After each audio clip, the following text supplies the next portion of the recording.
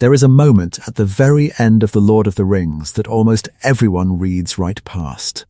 It happens at the Grey Havens, in the grey light of a departing morning, when the ship is waiting and the last of the Great Ones are leaving Middle-earth forever. And in that moment, Tolkien does something quiet and astonishing. He lets us see the three rings revealed. Frodo looks at them. For the first time in the entire story, he sees the 3 elven rings worn openly, no longer hidden, no longer concealed, because their secret no longer needs keeping. Gandalf wears one, Elrond wears one, Galadriel wears one. 3 rings of power, carried for 3,000 years in secret, now shining openly on the hands of the 3 beings who are about to carry them out of the world. And here is the thing that should stop you cold. Their work is done. The 3 rings are leaving Middle-earth not because they failed, but because they succeeded. And the moment they leave, everything they protected begins to fade. Most people, when they think about the rings of power, think about the One Ring.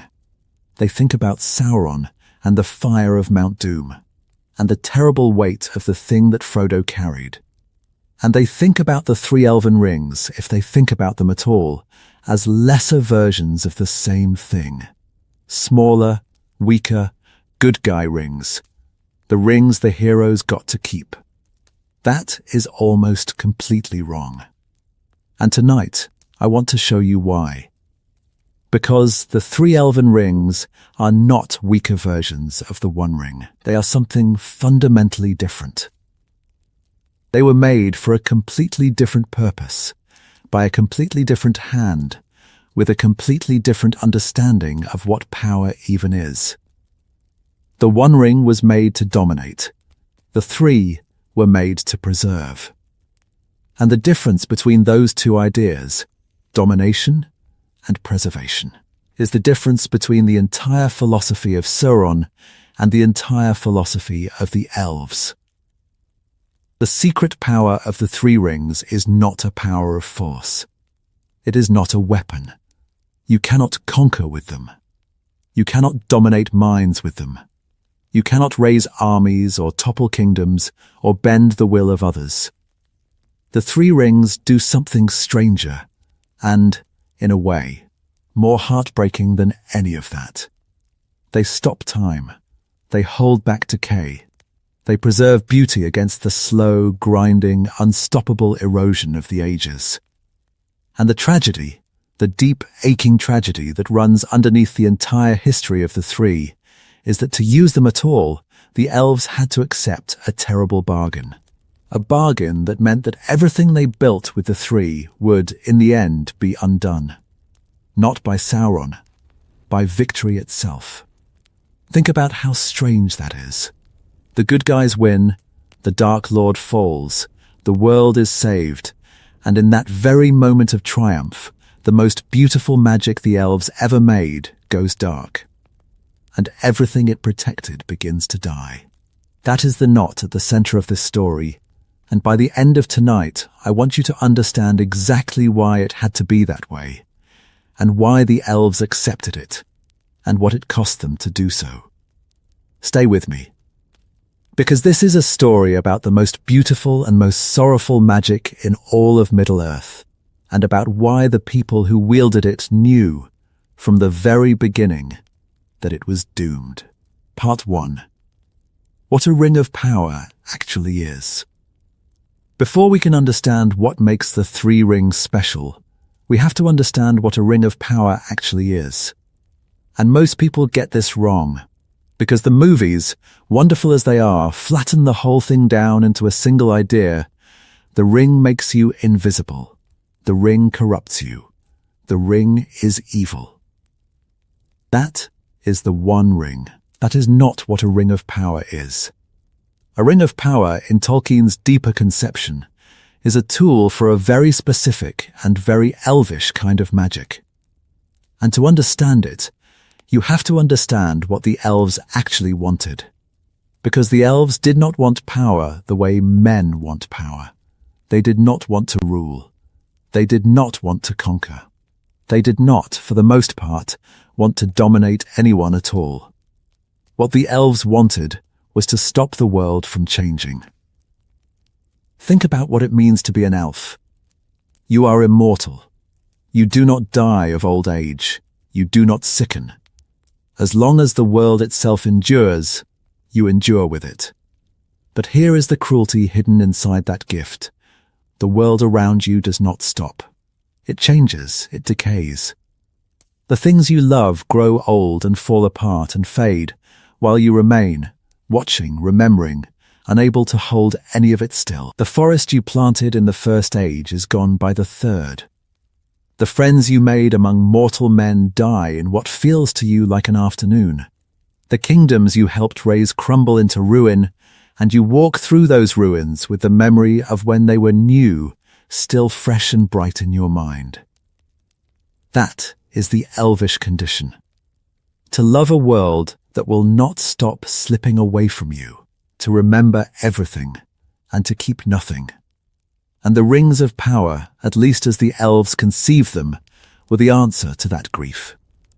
They were an attempt to do the one thing that even immortality could not do, to make a place where time stopped, where the decay could be held back, where beauty, once made, could be preserved forever, exactly as it was, unfading and unchanging, a single perfect moment stretched out across the centuries.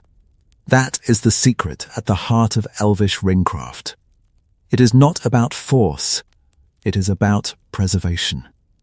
The deepest desire of the elves was not to conquer the world, but to embalm it, to take the things they loved and hold them safe and unchanging against the river of time that was carrying everything else away. And the three rings were the most perfect instruments of that desire ever made. But to understand how they were made, and why they were so dangerous despite their gentleness, we have to go back to the one figure who taught the elves how to make them. And he was not an elf at all. Part 2. The teacher in the fair disguise. In the second age of Middle-earth, long after the great wars of the first age had ended, long after Morgoth, the first Dark Lord the Master Sauron once served, had been cast out of the world, there came a time of peace. And in that peace, the elves who remained in Middle-earth began to build something beautiful. The greatest of them were the Noldor, the deep-thinking, craft-loving elves, the makers and the smiths, the most gifted hands and minds the world had ever known. And among the Noldor in this age, the greatest craftsman of all was an elf named Celebrimbor. He was the grandson of Fëanor, the very Fëanor who had made the Silmarils, the most famous jewels in all the legends. The skill of that bloodline, the genius for making, ran in Celebrimbor like fire in the blood. And in the land of Eregion, beside the western gate of Moria, Celebrimbor and his fellow smiths formed a brotherhood of craftsmen, and they began to make wonders. And then a stranger came among them. He was beautiful. He was wise. He called himself Anatar, the Lord of Gifts, and he came in a fair and shining form, with knowledge to share and a generous spirit, or so it seemed. He told the elves that he wished only to help them, that he had learned deep secrets in the West, in the land of the Valar themselves, that together he and the elves could make Middle-earth as beautiful as the blessed realm across the sea, that they could heal the hurts of the world and make the lands east of the sea into a paradise that would never fade. And the elves listened, because what he was offering them was the exact thing their hearts most desired. He was offering them a way to stop the fading, a way to preserve, a way to hold back the decay of the world and keep Middle-earth green and golden forever. What the elves did not know, what they could not know, was that Anatar was Sauron. This is one of the great, quiet horrors of the whole legendarium. Sauron, the lieutenant of Morgoth, the dark spirit who would become the great enemy of the entire Third Age, walked among the elven smiths of Eregion for years, in a beautiful disguise, and taught them his craft. He sat with them. He shared his knowledge. He guided their hands. And the elves, the wise and ancient elves, did not recognize the shadow standing in their midst, because the shadow had made itself beautiful, and because it was offering them precisely what they wanted to hear. There is a lesson buried in that, and it is a lesson the whole story will keep teaching us. The most dangerous temptation does not come to you wearing the face of evil. It comes wearing the face of your own deepest, most beautiful desire. Sauron did not tempt the elves with power or cruelty or domination. He tempted them with preservation, with the chance to save the things they loved. And that temptation was so perfectly aimed at the elvish heart that even the wisest among them welcomed him in. And consider how much more dangerous this kind of temptation is than the obvious kind. If Sauron had come to the elves offering them power over others, dominion, the chance to rule and conquer, they would have refused him. The elves of Eregion were not power-hungry tyrants. They would have seen the darkness in such an offer and turned away. But Sauron did not make that mistake. He studied the elves. He understood what they actually wanted in the deepest chambers of their hearts. And what they wanted was not power over others, but power over time. The power to keep what they loved from fading, to preserve the beauty they had made, to hold back the one enemy that even immortality could not defeat. That desire was good. That desire was beautiful. That desire was, in a sense, the most elvish thing about them. And that is precisely why it was the perfect doorway for corruption. This is the genius and the horror of how Sauron worked. And it is worth dwelling on, because it is one of the truest things Tolkien ever wrote about the nature of temptation. The most effective corruption does not attack your virtues from outside. It enters through your virtues, turns them slightly, bends them toward ruin, while leaving them feeling exactly like themselves. The elves' love of beauty, their grief at its fading, their longing to preserve what they cherished, these were not flaws. They were among the best things about the elves. And Sauron used them as the very channel of his deception. Offering to fulfill these good and beautiful longings through means that would, in the end, enslave the longing and the longer alike.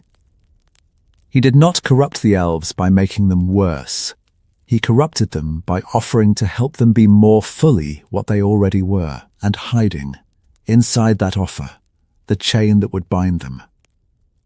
There is a warning in this that reaches far beyond Middle-earth, and I think Tolkien meant it to. The things we should most guard against are not always the temptations that look like sin. Sometimes they are the temptations that look like our own highest ideals, our own deepest loves, our own most cherished desires, offered to us by something that understands exactly what we want and is willing to give it to us, at a price we cannot see until it is too late. The elves wanted to preserve beauty, which is a beautiful thing to want. And that beautiful want was the exact lever Sauron used to try to enslave them. The lesson of the rings begins here, at the very beginning, with this hard and necessary truth that the door through which the shadow enters is often the door of our own best longings. Part 3. The Years of Making. For a long time, the elves and Anatar worked together, and the work was real and the things they made were genuinely wonderful. This is the part people often miss. Sauron's teaching was not a lie in the sense of being false knowledge. He really did know the deep secrets of craft. He really did teach the elves things they had not known. The rings of power that came out of that collaboration were real objects of real and tremendous power. Under Anatar's guidance, the smiths of Eregion learned to forge rings. Not yet the great rings, but lesser rings, practice rings, essays in the craft. They learned how to imbue metal and gem with preservative power, how to bind a portion of will and intention into a made thing, how to create objects that could slow the fading of the world and enhance the powers of those who wore them. It was the highest craft ever attempted by the elves of Middle-earth, and Celebrimbor and his people threw themselves into it with all the passion of their making hungry hearts. And here is where we have to understand something crucial about how this magic worked, because it is the key to everything that follows. The power of these rings was a power of preservation and enhancement. A ring of power did not give its wearer a new ability out of nothing. It took what was already there, the wearer's own native power, their own gifts and capacities, and it amplified them, focused them, made them greater. And above all, it gave the wearer the ability to preserve, to keep things from changing, from aging, from fading, to create, around themselves, a bubble in which time moved differently and decay was held at bay. For the elves, this was everything. This was the answer to their ancient grief. With rings like these, they could make their realms into preserved and timeless places. They could keep the beauty they made from ever fading. They could, in a small and local way, defeat the one enemy that even their immortality could not defeat, time itself. Over the years, the smiths of Eregion made many rings. And then, at last, they made the great ones. The rings of power proper, 16 of them, made with Anatar's knowledge and Anatar's guidance, rings of tremendous potency that would later be given to men and to dwarves. The rings that would, in time, become instruments of Sauron's domination. But the three were different. And the story of how the three came to be different is the story of the one moment when the elves, almost too late, began to suspect the truth. Part 4. The three made in secret. Here is the detail that changes everything, and it is the foundation of the entire secret power of the three rings. The three were made by Celebrimbor alone, without Anatar, without Sauron's hand ever touching them. The histories tell us that the three rings were the last to be made, and that Celebrimbor forged them by himself, with his own art, applying the knowledge he had learned but adding to it his own purposes, and crucially, doing it without his teacher present. The three were Celebrimbor's own work, his masterpiece, made with the skill Sauron had taught him, but not made under Sauron's direct guidance, and never touched by Sauron's hands. Why does this matter so much? Because of what Sauron did next. While the elves had been making their rings in Eregion, Sauron had gone away, back to his own dark land of Mordor, and there, in secret in the fire of Mount Doom, he had made a ring of his own. The One Ring. The Master Ring. And into that ring, he poured a great part of his own native power and his own will, so much of himself that his very being became bound up with it. The One Ring was made to rule all the others. It was made so that whoever wore it could perceive the thoughts of everyone who wore any of the lesser rings, and could dominate them, and bend them, and ultimately enslave them. And the moment Sauron put on the One Ring and spoke the words of its binding, the words that are written on the ring in the Black Speech, the words about one ring to rule them all and in the darkness bind them, in that moment the elves felt it. This is one of the most dramatic moments in all the histories, and it happens almost entirely off the page, in the minds of the elves. Across the leagues that separated Eregion from Mordor, the elven ring-bearers felt Sauron put on the One Ring. They felt his will reach out toward them through the rings they had made. They understood, in a single terrible instant, the whole shape of the betrayal, that Anatar had been Sauron, that the knowledge he had given them had been a trap, that the rings they had made with such love and such hope had been designed from the beginning to be the instruments of their own enslavement. And in that instant, they did the only thing they could do. They took off their rings, all of them. They refused to use them. And Celebrimbor, understanding now what his teacher had truly been, hid the three away, Because the three, alone among all the rings of power, were still pure.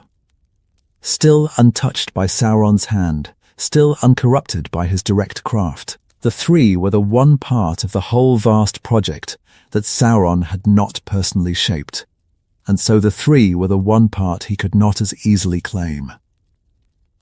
But, and this is the heartbreak hidden inside the rescue, the three were not free.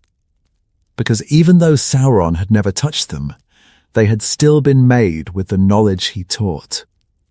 They were still part of the same system. They were still bound, by their very nature, to the One. And so the three carried within them, from the moment of their making, a flaw that could never be removed. As long as the One Ring existed, the three were vulnerable to it. And if the One Ring were ever destroyed, the three would fail. That is the bargain. That is the terrible knot at the center of the whole story. The elves could use the three to preserve everything they loved, but only as long as the One Ring, the ring of their enemy, continued to exist. Their beautiful magic was chained to the survival of the very thing that threatened them. To keep their paradise, they needed their enemy's weapon to endure, and to destroy their enemy, they would have to destroy their own paradise along with him. Part 5.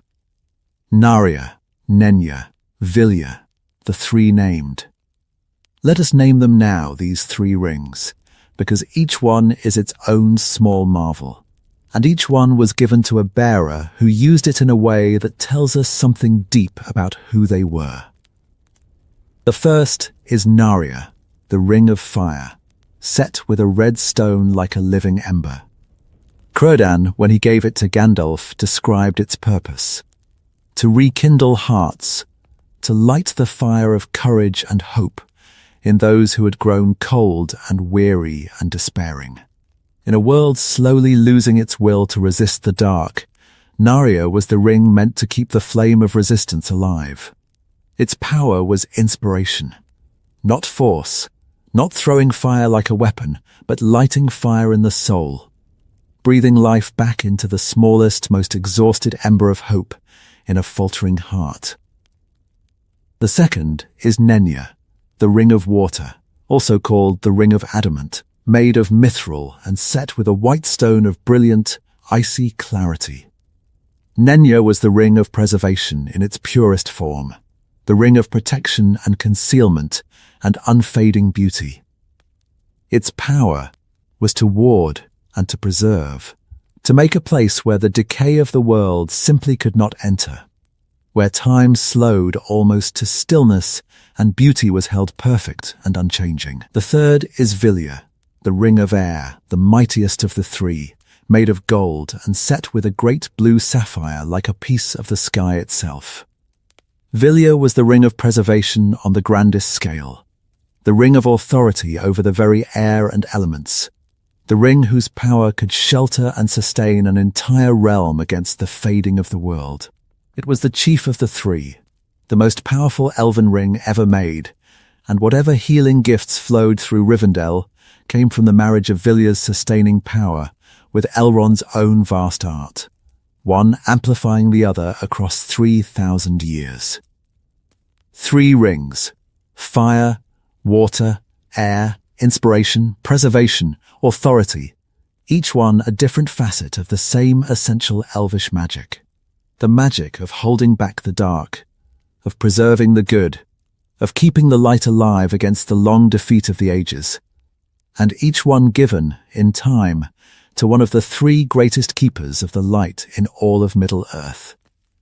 But the story of who held them and how their holding shaped the entire War of the Ring is where the secret power of the three really comes alive, because these were not decorations. They were not trophies.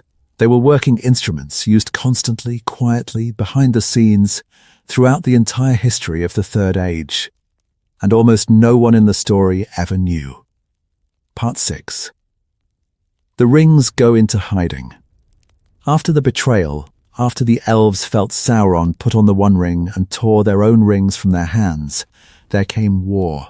Sauron, furious that his trap had been discovered, marched on Eregion. He wanted the rings, all of them, and above all, he wanted the three.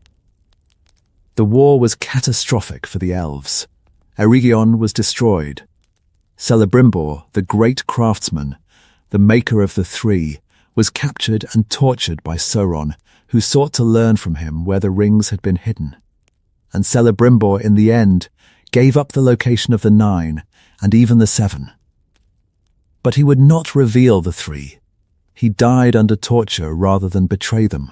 His body, the histories tell us, was used by Sauron as a banner of war, a final savage desecration of the elf who had made the most beautiful things of the age and who had, at the last, refused to let his greatest works fall into the shadow. Think about that for a moment. The three rings survived because their maker died protecting them. Celebrimbor's last act was to keep the secret of the three, to endure the worst that Sauron could inflict and still refuse to speak. The preservation magic of the three, the magic that would keep Rivendell and Lothlórien green for 3,000 years, was bought at the very beginning with the agony and the courage of the elf who made them. There is a kind of sad poetry in that. The rings of preservation were preserved by sacrifice. The three were carried away to safety before Eregion fell. And here begins the long secret history of the three rings, 3,000 years during which they would be held by the wise, used in secret, never spoken of openly, hidden even from most of the elves themselves. Because the rule was absolute, as long as Sauron and his One Ring existed, the three could never be used openly, never be revealed, never be allowed to draw the enemy's attention. To use them at all was a risk. To reveal them would be catastrophe. And yet, and this is the remarkable thing, the elves did use them. Quietly, carefully, constantly, because the whole point of the three was preservation. And preservation is not a single dramatic act. It is a continuous, patient, unending work. To keep a realm from fading, you do not wave a ring once. You hold the power steady, year after year, decade after decade, century after century, an unceasing act of will against the relentless erosion of time. And that is exactly what the keepers of the three did, in secret, for 3,000 years. Part 7. Where the rings went. So where did they go, these three secret rings? Who carried them through the long ages of the Third Age? In the beginning, after the fall of Eregion, the rings were entrusted to the keeping of the great elven leaders who survived.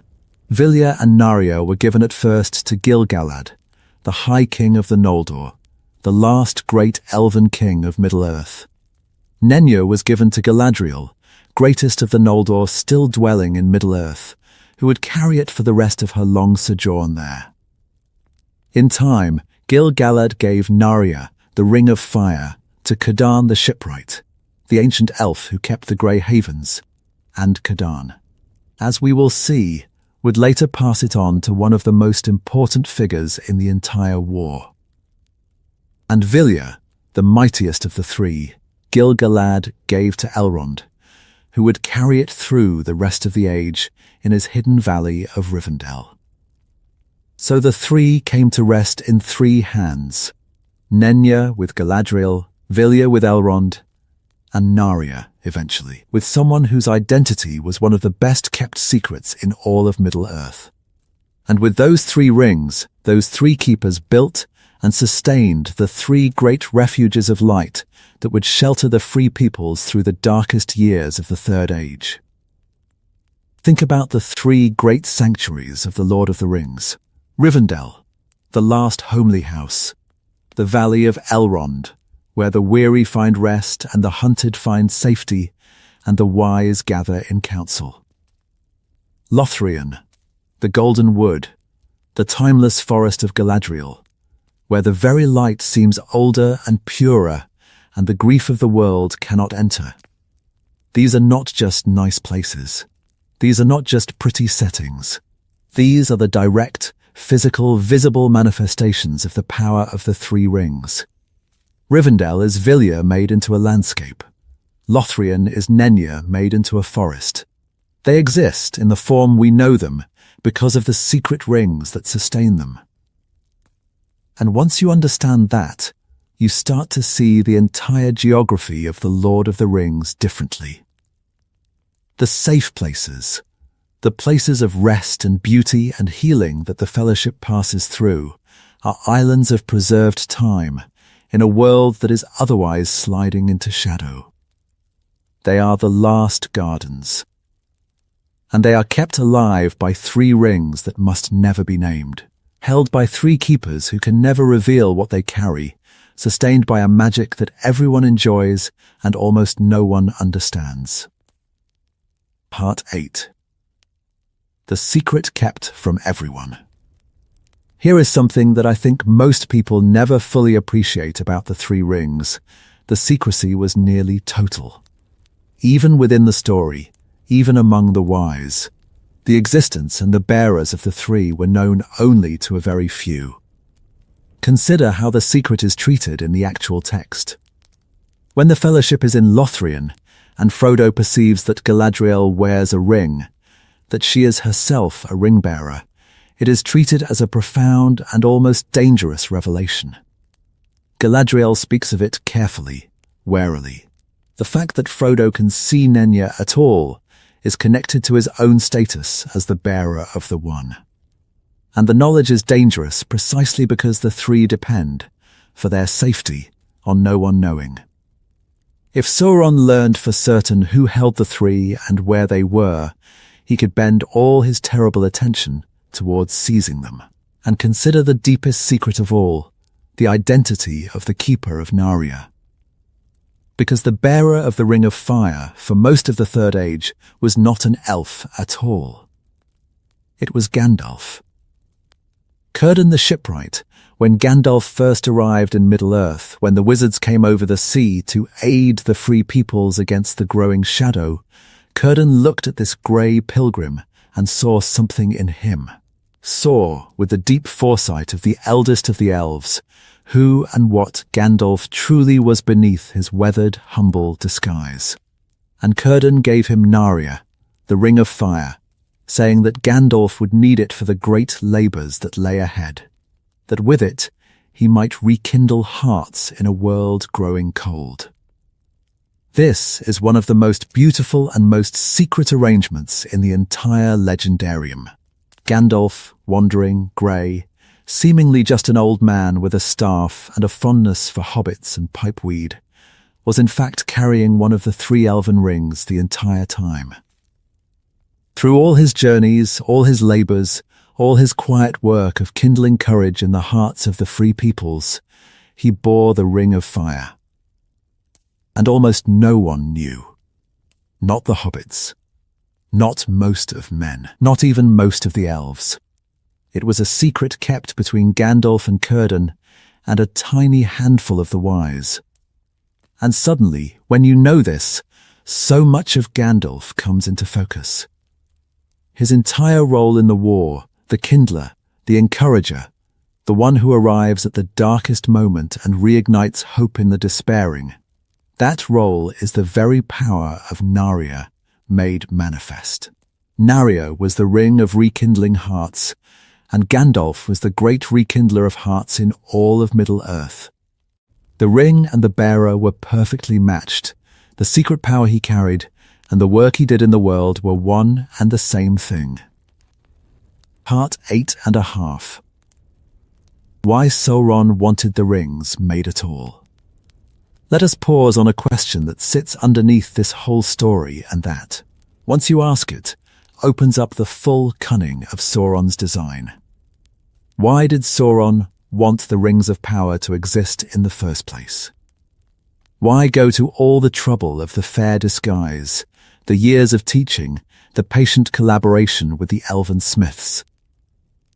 If he wanted to conquer Middle-earth, why not simply raise an army and march?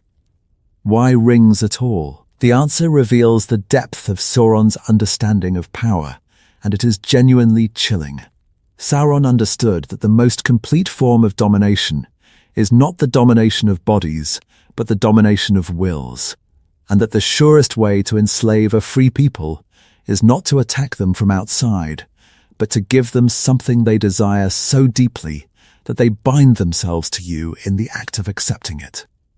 An army can be resisted, fought, defeated, but a gift that the receiver welcomes, treasures, comes to depend on, a gift that becomes part of who they are, that is a chain that the prisoner forges around their own heart and locks with their own hand. This is why Sauron made the rings rather than simply making war. He was not trying to conquer the elves, he was trying to make them his, to bind their wills so completely to his that they would become extensions of himself, willing servants who had enslaved themselves through their own deepest desires.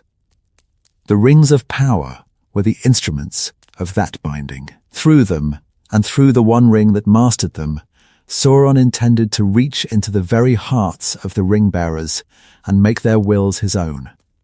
It was domination of the most total and most insidious kind, domination that worked through desire, through gift, through the willing acceptance of the very thing that would enslave.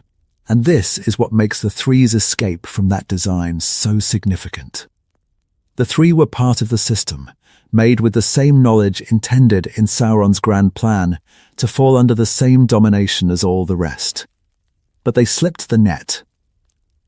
Through Celebrimbor's foresight in making them without Sauron's hand, through the elves' swift recognition of the betrayal, through the discipline of never using them while the One was active, the Three escaped the binding that Sauron had designed for them.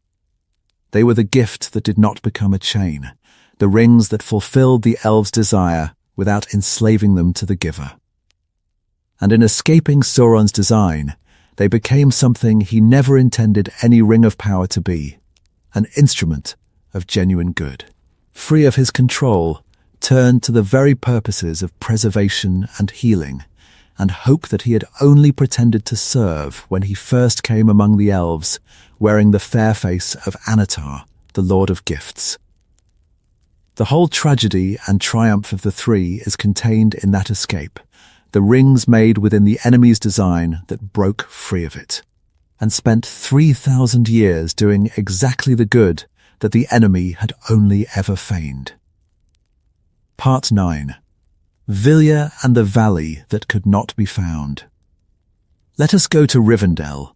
Let us really look at it, because once you understand what Vilya is doing there, you will never see the last homely house the same way again.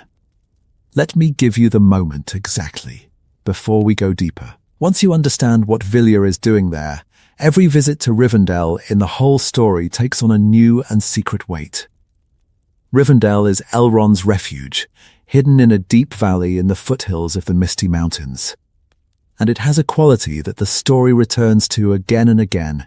It is a place of rest, of healing, of peace.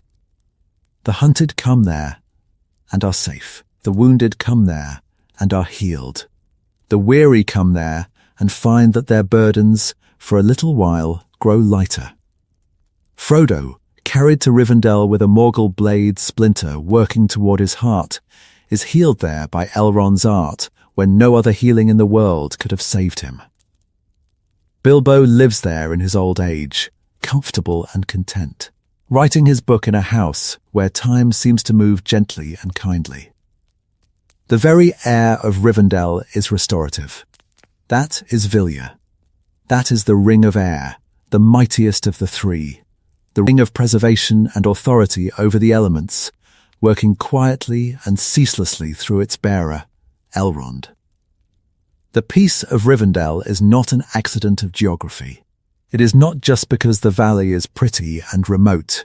It is a made peace, a sustained peace, an act of continuous preservation held in place by the secret ring on Elrond's hand.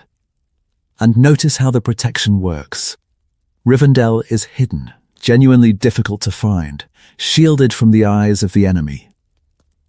The river Bruinen that guards its approach can rise in flood at Elrond's command, as it does when the Black Riders pursue Frodo to the very edge of the valley and are swept away by the rising waters.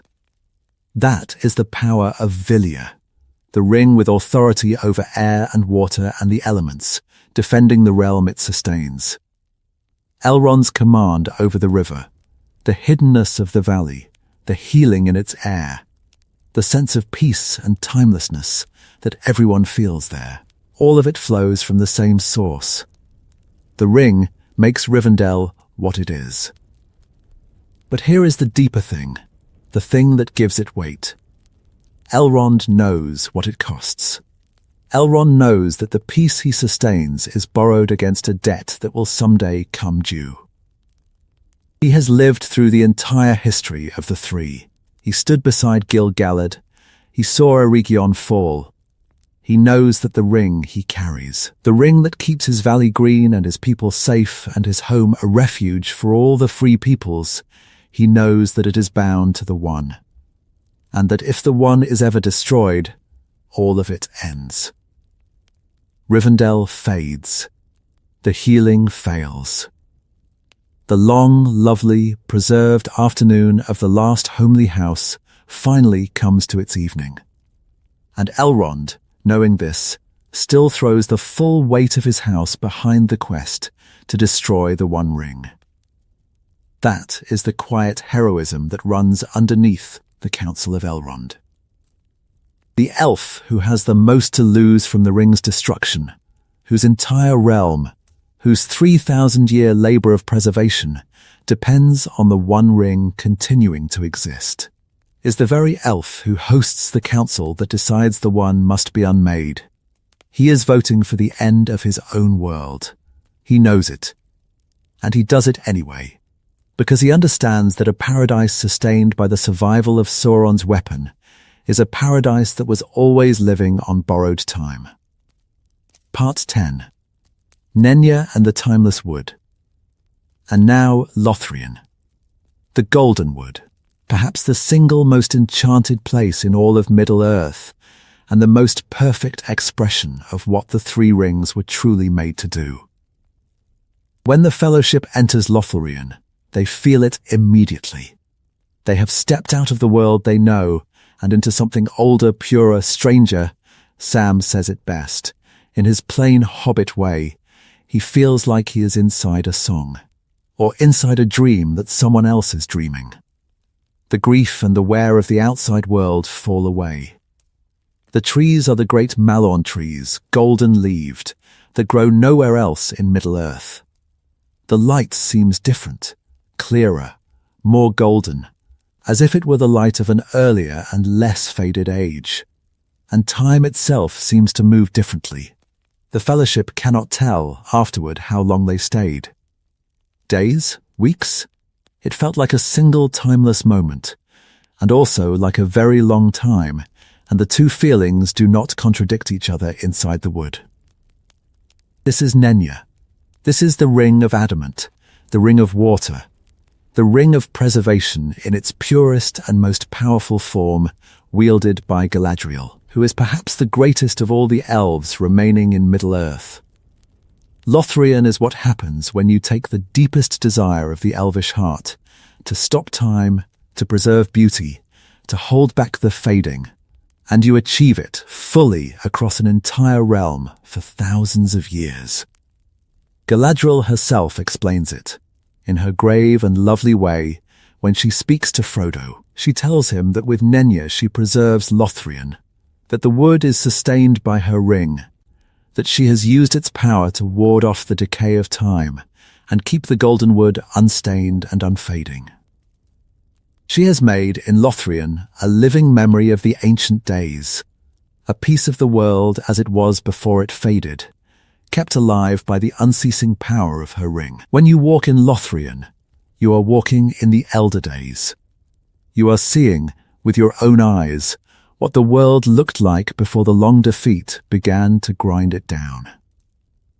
Galadriel has held that ancient beauty perfectly preserved, a single golden moment stretched across 3,000 years.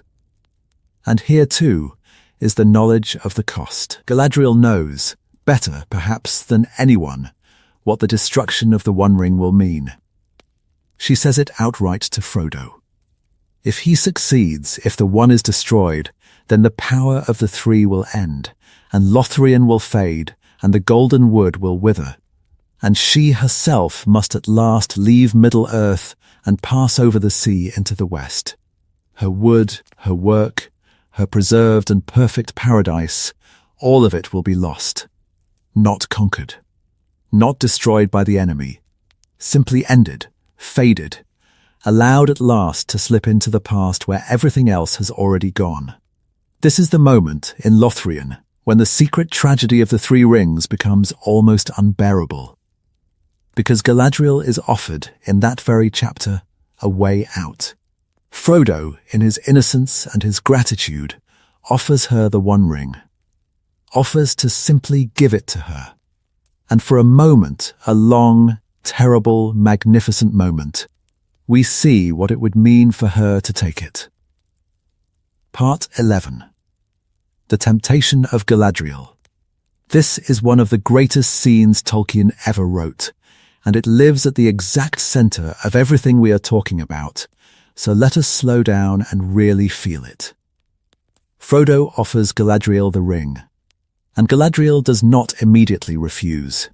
Instead, she tells him the truth, that she has long thought about what she would do if the ring came to her, that she does not need Frodo to offer it. She has imagined this moment many times. And then she lets him see, for an instant, what she would become if she took it. She describes it. A queen, not dark but beautiful and terrible as the dawn, treacherous as the sea, stronger than the foundations of the earth. All shall love her and despair, and in the vision, for a moment, she seems to grow, to become vast and radiant and overwhelming, no longer the gentle lady of the wood, but something towering and dreadful and impossibly powerful. And then it passes. And she laughs, softly, and she says the words that are, I think, among the most important words in the entire Lord of the Rings. She says, she will diminish and go into the west and remain Galadriel. She passes the test. But understand what the test actually was. Understand what she was really refusing. Because this connects directly to the secret power of the three. Galadriel has spent 3,000 years using Nenya to preserve Lothlórien. Her entire long labor in Middle-earth has been an act of preservation, of holding back the fading, of keeping the ancient beauty alive. And the One Ring is offering her the power to do that forever. To never have to let Lothlórien fade. To never have to leave. To take the preservation she has worked at for 3 millennia and make it permanent, unassailable, eternal, to become a power great enough that the decay of the world could never again threaten the things she loved. That is the temptation. It is not a temptation to do evil, not in the way we usually think of evil. It is a temptation to preserve, to save, to hold on. The One Ring in that moment is offering Galadriel the ultimate fulfillment of the exact desire that the Three Rings were made to serve, the desire to stop the world from fading. And the horror is that this fulfillment would be a catastrophe. Galadriel with the One Ring would become a tyrant, a beautiful, terrible, loving tyrant who would preserve the world by dominating it, who would hold back the dark by becoming a greater dark, who would save everything she loved by destroying what made it worth loving. And she knows it. That is why she refuses. Galadriel, alone among the great, looks directly at the deepest fulfillment of her own heart's desire and turns it down. She chooses to let Lothlórien fade. She chooses to lose her paradise. She chooses diminishment and departure and grief over preservation bought at the price of domination. She accepts the long defeat rather than win by becoming the thing she has fought against for an entire age of the world. This is the secret power of the Three Rings revealed in its deepest form. Not as magic, but as wisdom. Because the three taught the elves across 3,000 years exactly how seductive the desire to preserve can be. And Galadriel, the greatest wielder of that preserving magic, had learned its deepest lesson. That there comes a point where holding on becomes its own kind of evil, and where the only way to remain yourself is to let go. Part 12. The long defeat. There is a phrase that Galadriel uses, and that haunts the whole history of the elves in Middle-earth, and we need to sit with it, because it is the emotional key to the entire story of the Three Rings. She speaks of fighting the long defeat. The long defeat. Think about what those words mean coming from an immortal being who has lived since the Elder Days. Galadriel and the other great elves are not fighting to win. They gave up on winning long ago. They know how the story ends. They know that the world is fading, that the time of the elves is passing, that no matter what they do, the age of elvish glory in Middle-earth is coming to its close. They are fighting a battle they know they will lose. They are holding back a tide they know will eventually overwhelm them. And they do it anyway with grace and courage and beauty, because the holding back itself is worth doing, even when it cannot succeed forever. The Three Rings are the great instruments of that long defeat. They are how the elves held the line. They are how they kept Rivendell and Lothlórien green and golden for 3,000 years against the slow erosion of time. But they could never win with them. They could only delay. The rings did not stop the fading of the elves. They only created a few small places where, for a while, the fading could be held at bay. And everyone who wielded them knew it. Elrond knew it. Galadriel knew it. They were not building something permanent. They were preserving something precious for as long as they possibly could, knowing all the while that the day would come when they would have to let it go. There is a particular kind of heartbreak in that, and it is a very grown-up kind of heartbreak. It is the heartbreak of knowing that the thing you love cannot last, and choosing to love it anyway, and to care for it anyway, and to make it as beautiful as you can for as long as you can, precisely because it cannot last. The elves of the Three Rings are like someone tending a garden in autumn, knowing the frost is coming, knowing that every flower they nurture will die, and tending it beautifully regardless, because the beauty is real even though it is temporary, and the love is real even though it ends in loss. This is what makes the Three Rings so different from the One. The One Ring is about refusing loss. It is about grasping, holding, dominating, never letting go, bending the whole world to keep what you have. The Three Rings, in the hands of the wise, became a lesson in the opposite, in how to hold something precious lightly, how to preserve it without grasping it, and how, in the end, to let it go with grace. The One Ring corrupts because it promises you that you never have to lose anything. The three, rightly understood, teach you that everything must eventually be lost, and that wisdom lies in how you carry that knowledge. Part 13. Why the three were never corrupted. Here is a question that should be nagging at you by now. If the Three Rings were made with Sauron's knowledge, if they were part of the same craft, the same system, the same project as all the other rings of power, then why were they never corrupted? Why did they not poison and dominate their bearers the way the lesser rings did?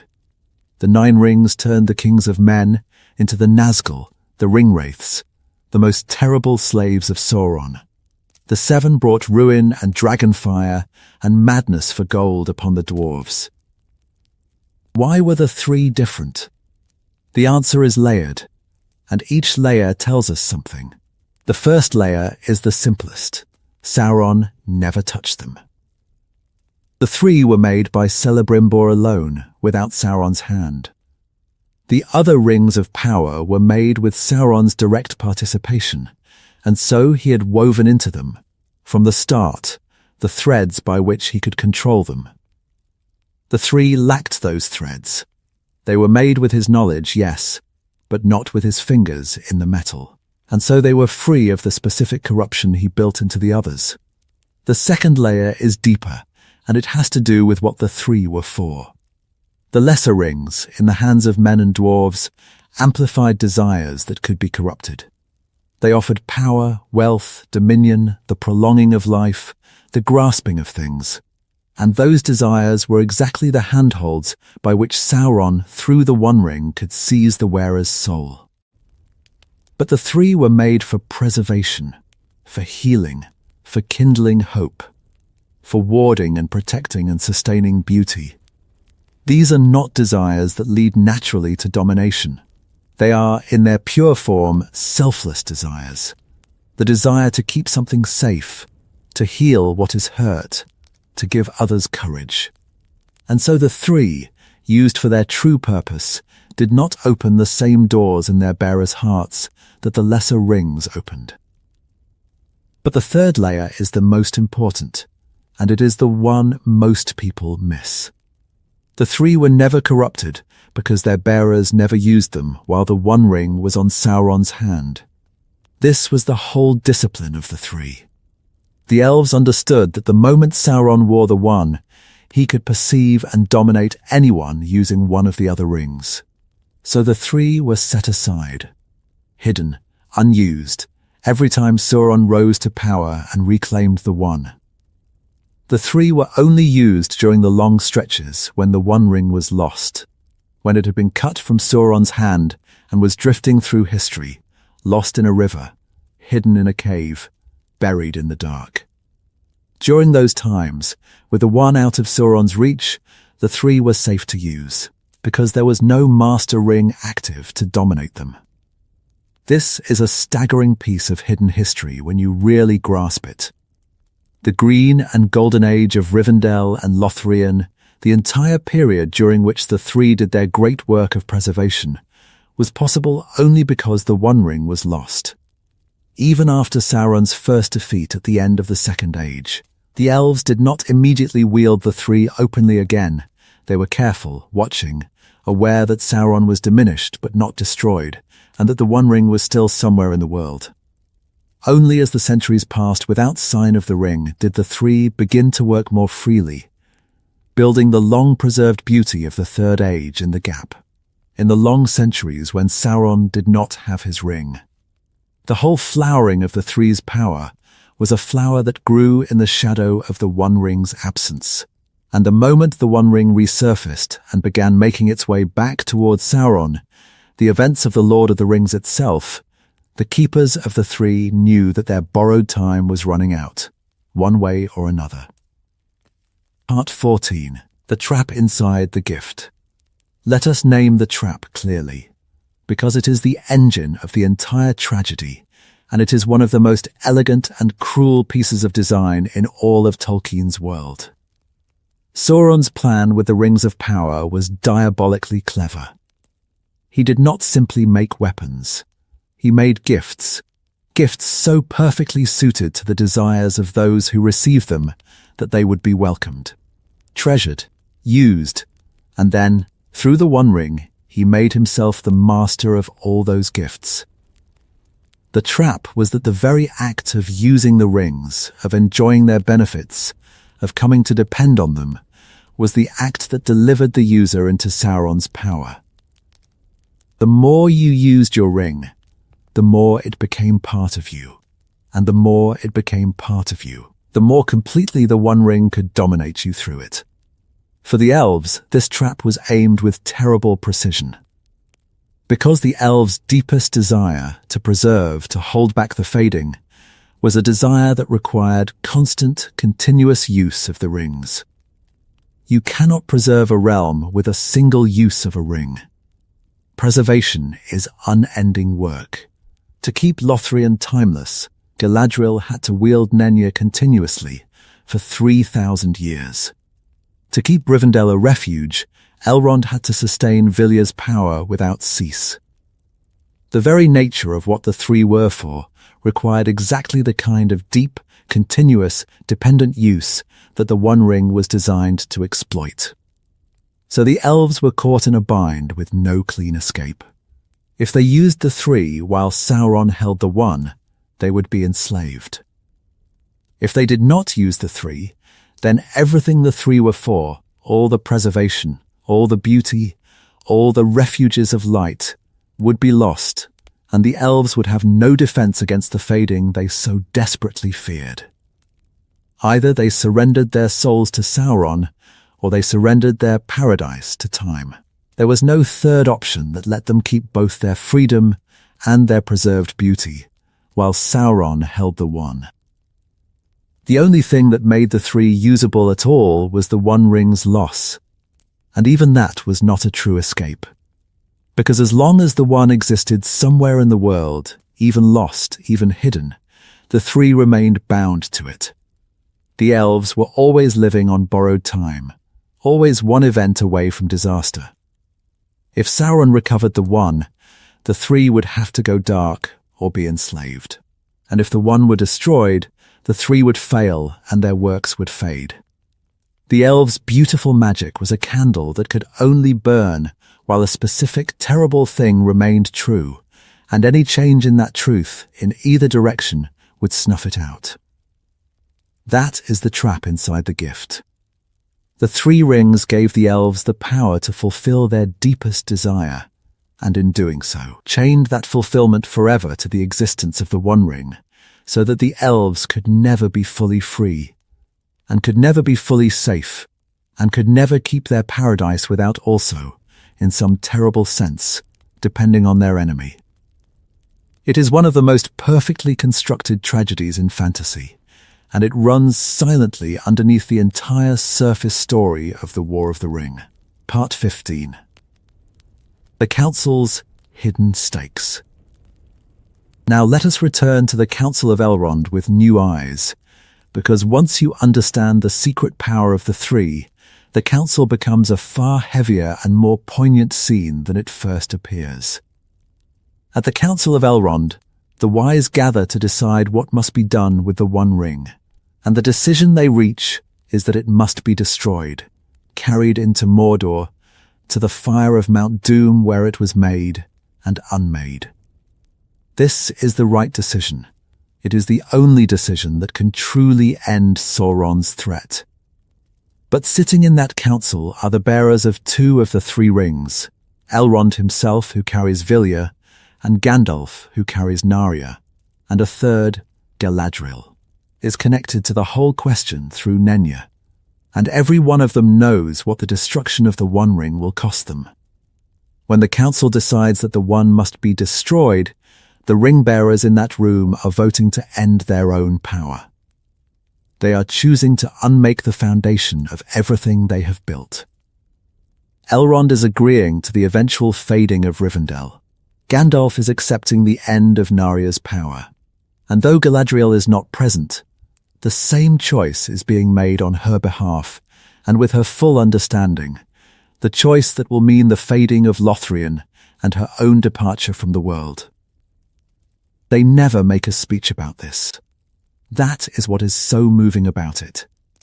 Tolkien does not have Elrond stand up and lament what he is sacrificing. The ring-bearers carry that knowledge silently, privately, as a weight they have already accepted.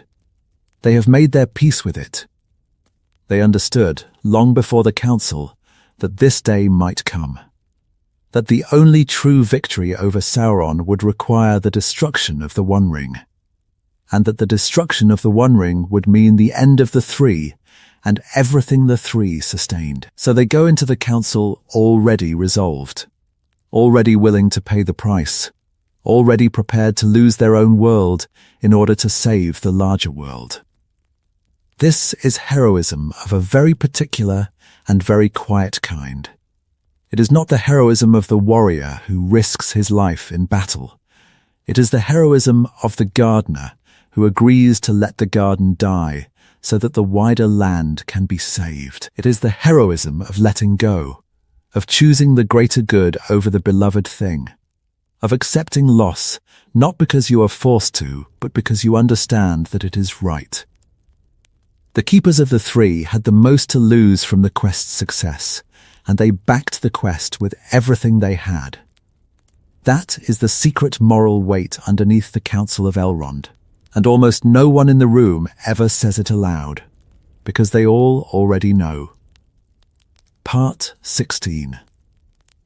The Rings That Could Not Fight. I want to address something directly, because it is the thing that most surprises people when they really look at the three rings. They are almost useless as weapons. And that is not a flaw. That is the entire point. Think about what the three could not do. They could not throw fire at an enemy in battle. Even Narya, the Ring of Fire, was about kindling hope in hearts, not hurling flame at foes. They could not dominate the wills of others. That was the One Ring's power, and the lesser rings, but not the three's. They could not raise armies, or strike down enemies, or conquer lands, or compel obedience. In the actual War of the Ring, in the great battles, the sieges, the clash of armies, the three rings are essentially absent as direct weapons. Galadriel does not ride to war wielding Nenya like a blade. Elrond does not blast the armies of Mordor with Vilya. The mightiest rings the elves ever made are, on the battlefield, nearly powerless, and yet they may have been the most important objects in the entire war. Because what the three did was sustain the foundations on which all resistance rested. They kept Rivendell standing, and Rivendell was where the council met, where the fellowship was formed, where the whole quest began. They kept Lothlórien alive, and Lothlórien was where the fellowship was healed and re-equipped, and given the gifts that would prove crucial, including the light of Eregion that Frodo would carry into the very lair of Shelob. They kept hope alive, Narya's power, working through Gandalf, kindling the courage of the despairing across the whole length of the war. The three did not win battles. They made it possible for others to win battles. They were not swords. They were the forge in which swords were made, the hearth that kept the warriors warm, the refuge the weary returned to, the source of the hope that kept everyone fighting. Their power was a sustaining power, a preserving power, a power that worked in the background, invisibly, holding up the whole structure of resistance without ever appearing on the front lines. And there is a profound statement about the nature of power buried in this. Tolkien is telling us, through the three rings, that the most important power is not the power to destroy. It is the power to preserve, to heal, to sustain, to kindle hope. The flashy power, the power to dominate and conquer and throw down, belongs to Sauron and the One Ring, and it is precisely that power which must be destroyed. The quiet power, the power to keep a refuge safe, to heal a wounded hobbit, to light a fire of courage in a failing heart, belongs to the three, and it is precisely that power which makes survival and resistance possible. The whole moral architecture of the rings is built on this contrast. Domination is loud and gets all the attention, and is ultimately self-destroying. Preservation is quiet and works in secret, and is what actually holds the world together. Part 16 and a half. The moment everything was understood. I want to go back, just once more, to that single instant that changed everything. The moment the elves felt Sauron put on the One Ring, because it is one of the most extraordinary moments in all of Tolkien's writing, and the more you think about it, the more it tells you about the nature of the three and the depth of the trap they were caught in. Picture it. The elven smiths of Eregion have finished their great work. The rings are made. The years of collaboration with the fair stranger are behind them, and the elves are proud of what they have accomplished, hopeful about the beauty they will preserve and the fading they will hold back. And then, far away in the south, in the fire of a mountain in a dark land, Sauron forges his master ring and puts it on his finger and speaks the words of its binding. And across all the leagues between Mordor and Eregion, in a single instant, the elves feel it. What do they feel? They feel his will, suddenly reaching toward them through the rings they made. They feel, in that instant, the whole shape of the deception, that Anatar was Sauron, that the teaching was a trap, that the rings they made with love were designed to enslave them. An entire age of history pivots on this single moment of horrified understanding, and it happens not on a battlefield, but in the minds of the elves, in the space of a heartbeat, as the truth crashes down on them all at once. Everything they thought they were building, everything they hoped to preserve, is revealed in that instant as the instrument of their own intended enslavement. And here is the part that I find almost unbearably dramatic. In that same instant, they act. They do not freeze. They do not despair. They tear the rings from their hands. They refuse them. The discipline and the wisdom of the elves shows itself in the speed of their response, that in the very moment of understanding the betrayal, they also understood what to do about it, and did it. They took off the rings, and in doing so they denied Sauron the immediate total victory he had planned. His will reached for them through the rings, and found the rings suddenly empty, abandoned, refused, the trap closed on nothing. But the three were the special case, even in that desperate moment. Because the three were not on anyone's hands when Sauron put on the one. They had been made last, made in secret, and Celebrimbor had them hidden or held apart. And so when Sauron's will reached out through the ring network he had designed, the three were not exposed in the same way the others were. They were already separate, already protected by the secrecy of their making. And in the aftermath, as the elves reckoned with the catastrophe, it became clear that the three alone were salvageable, that the 9 and the 7 were compromised, tainted, ultimately doomed to fall under Sauron's shadow, but the three were still pure, still free, still capable of being turned to their true and beautiful purpose. The moment of universal horror, when the elves felt the trap close, was also the moment that revealed the three as the one part of the whole design that had escaped. Out of the worst instant in the history of elvish craft came the salvation of its most beautiful work. The three survived because, in the very moment Sauron revealed his hand, they were already hidden, already apart, already free. Part 17. Gandalf's Secret Fire. I want to return to Gandalf, because the more you understand about Narya, the more you realize that the secret of the Ring of Fire unlocks one of the most beloved characters in all of literature, in a way that most readers never quite see. Gandalf carried Narya for roughly 2,000 years. From the time he arrived in Middle-earth, given the ring by Círdan at the Grey Havens, all the way through to the end of the War of the Ring of Fire was on his hand.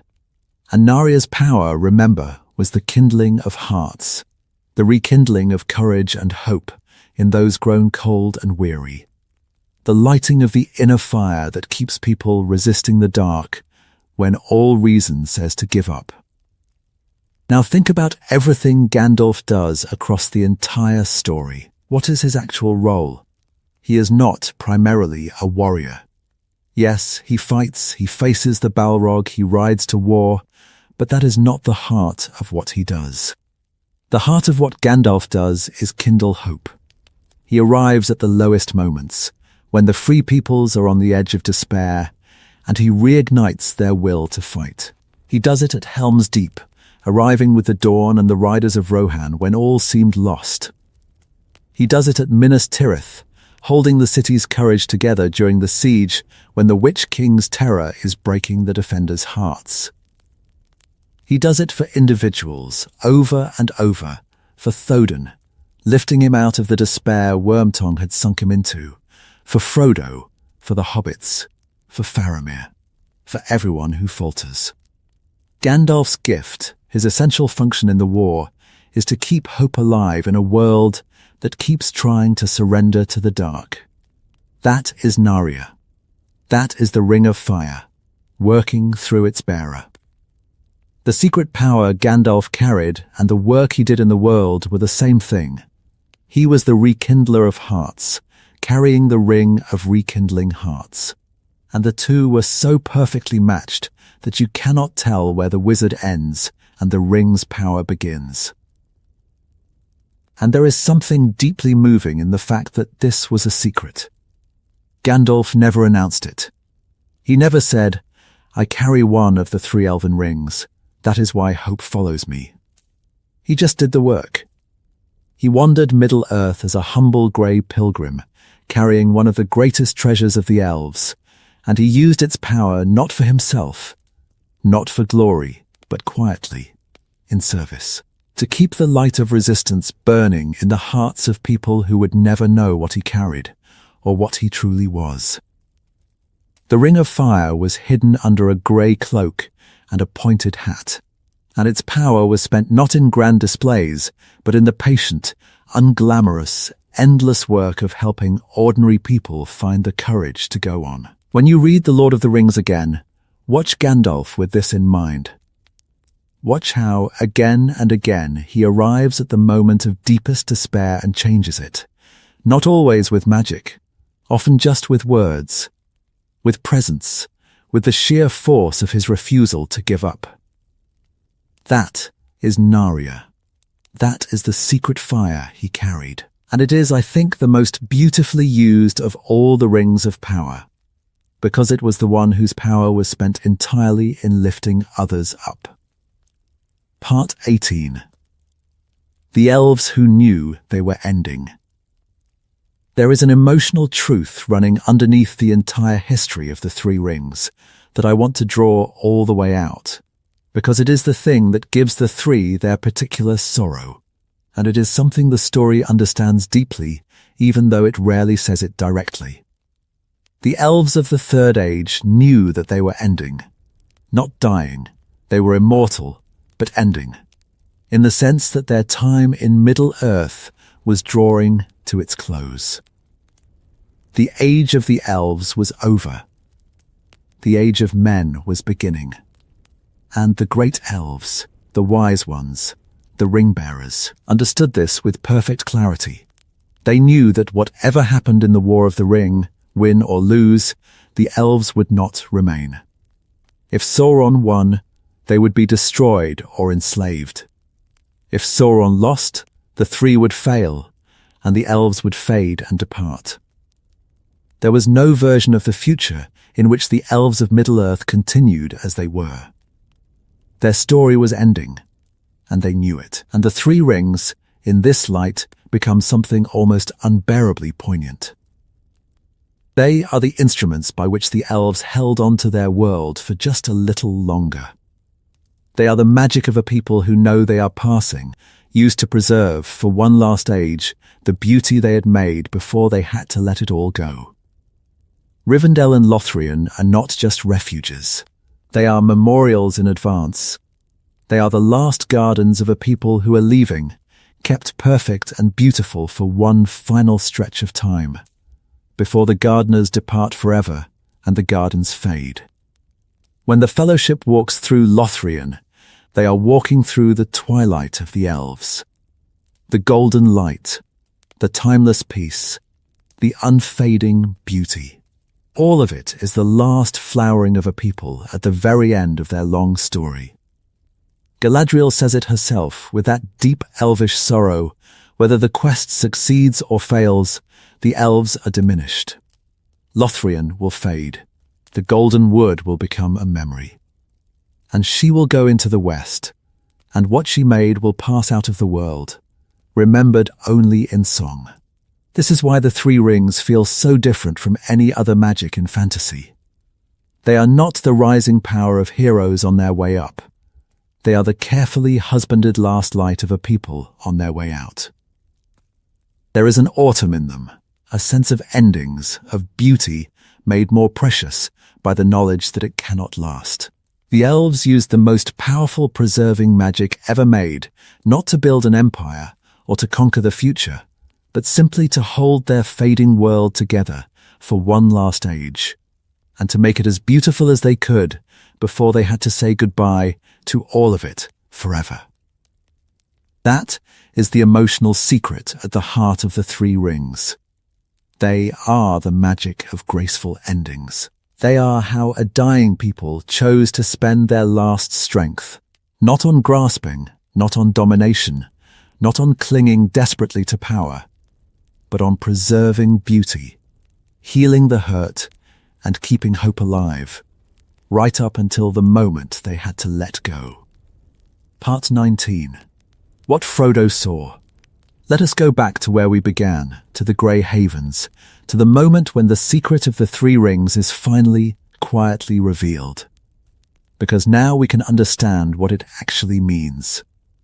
At the very end of the story, when the time has come for the ring-bearers to leave Middle-earth, the secrecy is finally dropped. The One Ring has been destroyed. Sauron is gone. The three have done their last work, and their power is fading, and there is no longer any reason to hide them. And so, at the Grey Havens, Frodo sees them openly at last. Gandalf wears Narya, the Ring of Fire, openly on his hand. Elrond wears Vilya. Galadriel wears Nenya. The three keepers of the three secret rings stand revealed, together, as they prepare to carry the three out of the world forever. There is something almost ceremonial about it. For 3,000 years these rings were hidden, never spoken of, never shown. And now, in the grey morning light at the edge of the sea, they are revealed, not in triumph, but in farewell. The revealing of the three is part of the leaving of the three. They can finally be seen precisely because they are finally going. Their secret was tied to their work, and their work is done, and so the secret, like the rings themselves, is released. And notice who is leaving. Gandalf, Elrond, Galadriel, three of the greatest figures of the entire age. The three keepers of the Three Rings, all departing together over the sea. Bilbo and Frodo go with them, the two hobbit ring-bearers, granted passage into the West as a grace, a healing for the wounds the One Ring left on them. But the heart of that departing company is the three keepers of the three, carrying their rings home at last. The age of the Three Rings ends not with their destruction, but with their departure. The rings and their keepers leaving Middle-earth together, passing over the sea into the West, out of the world of mortal lands forever. What fades behind them is the visible magic of the elves. With the three gone and their keepers gone, the preserved places will preserve no longer. Rivendell will become an empty valley. Lothlórien will lose its timeless light, its malorn trees growing wild and ordinary, the enchantment draining away until it is just a forest like any other. The age of elvish magic in Middle-earth is over. What the three held back, the fading, the decay, the ordinary passage of time, now comes at last to the places the three protected. The long defeat reaches its end. The elves have lost, as they always knew they would. And they leave with grace, carrying their rings into the West, having spent the last age of their power preserving beauty for as long as they possibly could. Frodo watches the grey rain curtain roll back, and sees, beyond it, the far green country under a swift sunrise, and the Three Rings pass out of Middle-earth, and the world becomes, forever after, a more ordinary place. A place where time moves at its normal pace, where beauty fades when its season is past, where there are no more timeless gardens held perfect against the centuries. The magic is gone, the keepers are gone. And the secret power of the Three Rings becomes, at last, what it was always going to become, a memory, a story, a song about the last light of a people who have left the world. Part 20. The One Ring's Mirror.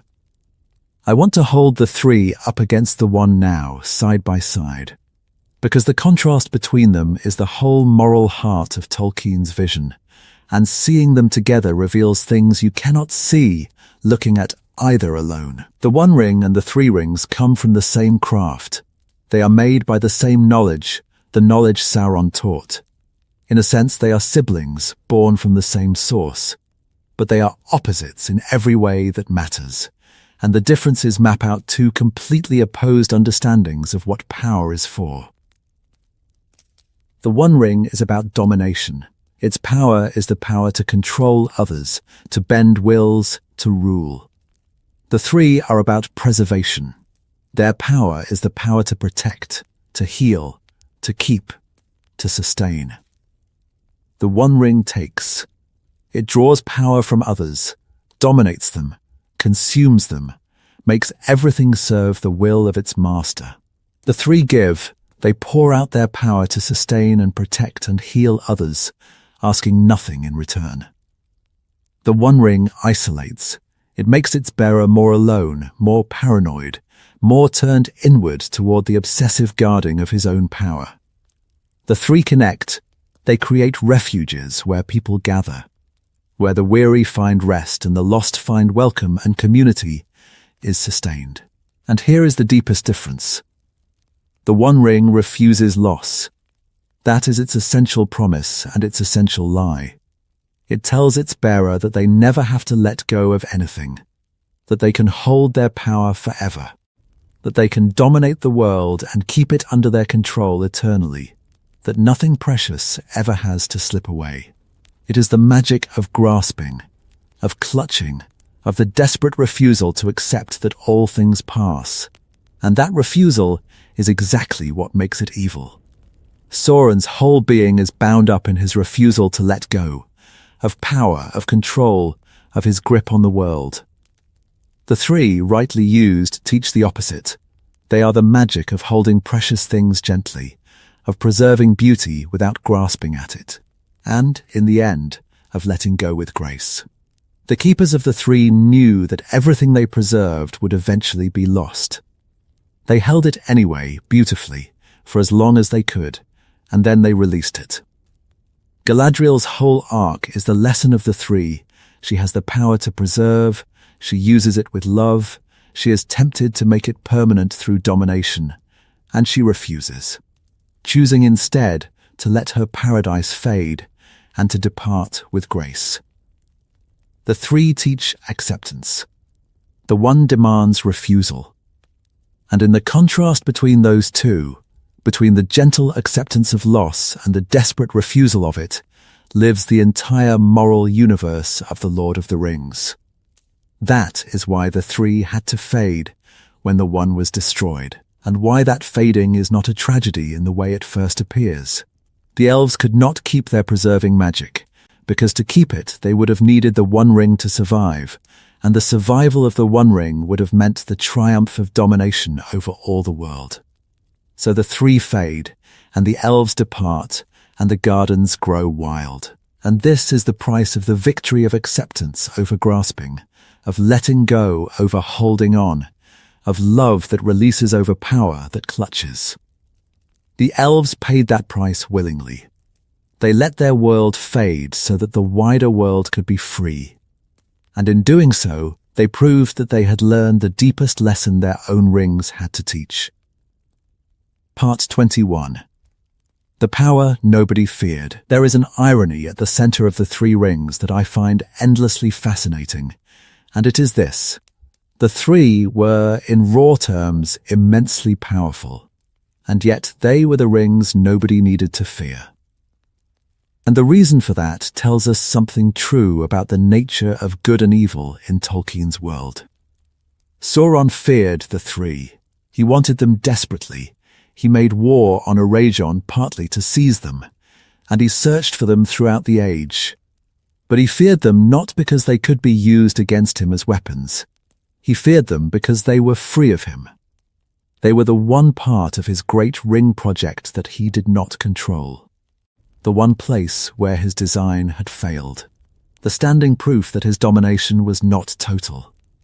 The three were a wound in Sauron's plan, a piece that got away, and that is why he wanted them, not to use, but to finally complete his control over all the rings of power. But no one else needed to fear the three. Because the three could not be turned to domination. Even if a wielder wanted to use them for ill, the three did not offer the kind of power that conquers and enslaves. They offered preservation, healing, the kindling of hope. You cannot build a tyranny on the power to heal wounds and light fires of courage in despairing hearts. The three were, by their very nature, safe in a way the other rings were not. Not because their bearers were necessarily more virtuous, but because the power itself did not lend itself to evil ends. This is a subtle and important point. In Tolkien's world, not all power is equal, and not all power is equally corrupting. The power to dominate, the One Ring's power, the power to control others and bend them to your will, that power is corrupting by its very nature, almost regardless of who holds it. Because the act of dominating others is itself the road to evil. But the power to preserve, to heal, to sustain, to kindle hope, that power does not corrupt in the same way, because its exercise is fundamentally an act of service rather than control. The three rings are powerful, but their power flows outward, toward others, in acts of giving and sustaining and protecting. And power that flows outward in service does not rot the soul the way power that flows inward in domination does. So the three were the rings nobody feared, not because they were weak, but because they were good. Good in their very design, good in the kind of power they offered, good in a way that the One Ring, for all its might, could never be. And that, too, is part of their secret. The most powerful elven magic ever made was a magic that could not be used to conquer, could not be used to dominate, could not be used to enslave, a magic whose entire nature was preservation and healing and hope. In a world where so much power is the power to destroy, the three were a different kind of power entirely. The power to keep, to mend, to sustain. And that kind of power, Tolkien is telling us, is the only kind worth having. Part 22. The Cost of Healing. Let us linger on one of the three's powers that is easy to pass over, but that carries enormous weight in the actual events of the story. Healing. Because Vilya, and to some degree the three in general, were instruments of healing. And the healing they made possible shaped the entire war in ways most people never trace.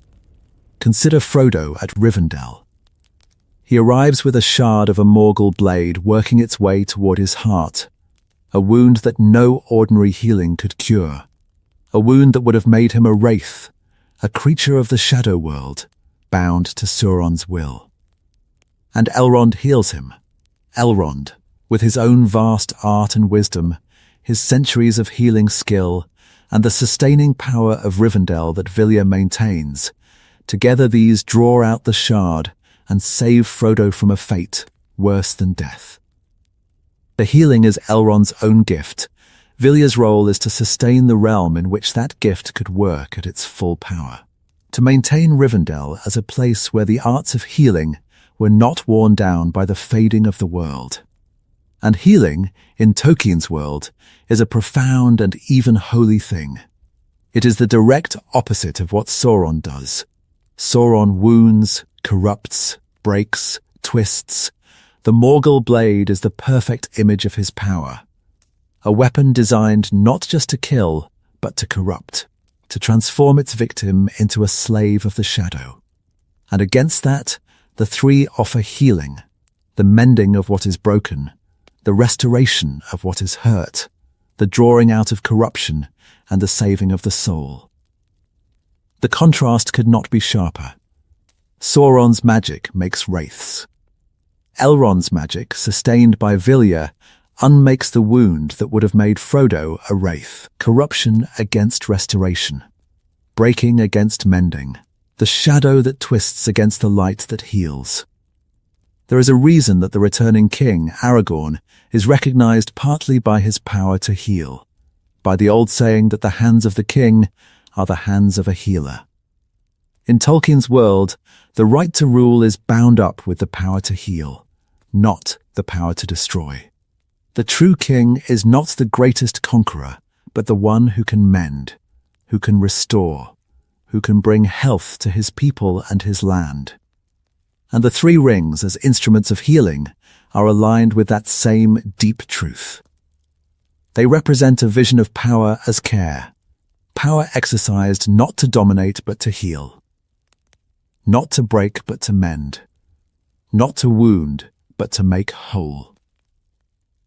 When you trace the healing power of the three through the story, you find it at every crucial juncture. Frodo healed at Rivendell so the quest can begin. The Fellowship restored in Lothlórien so they can go on.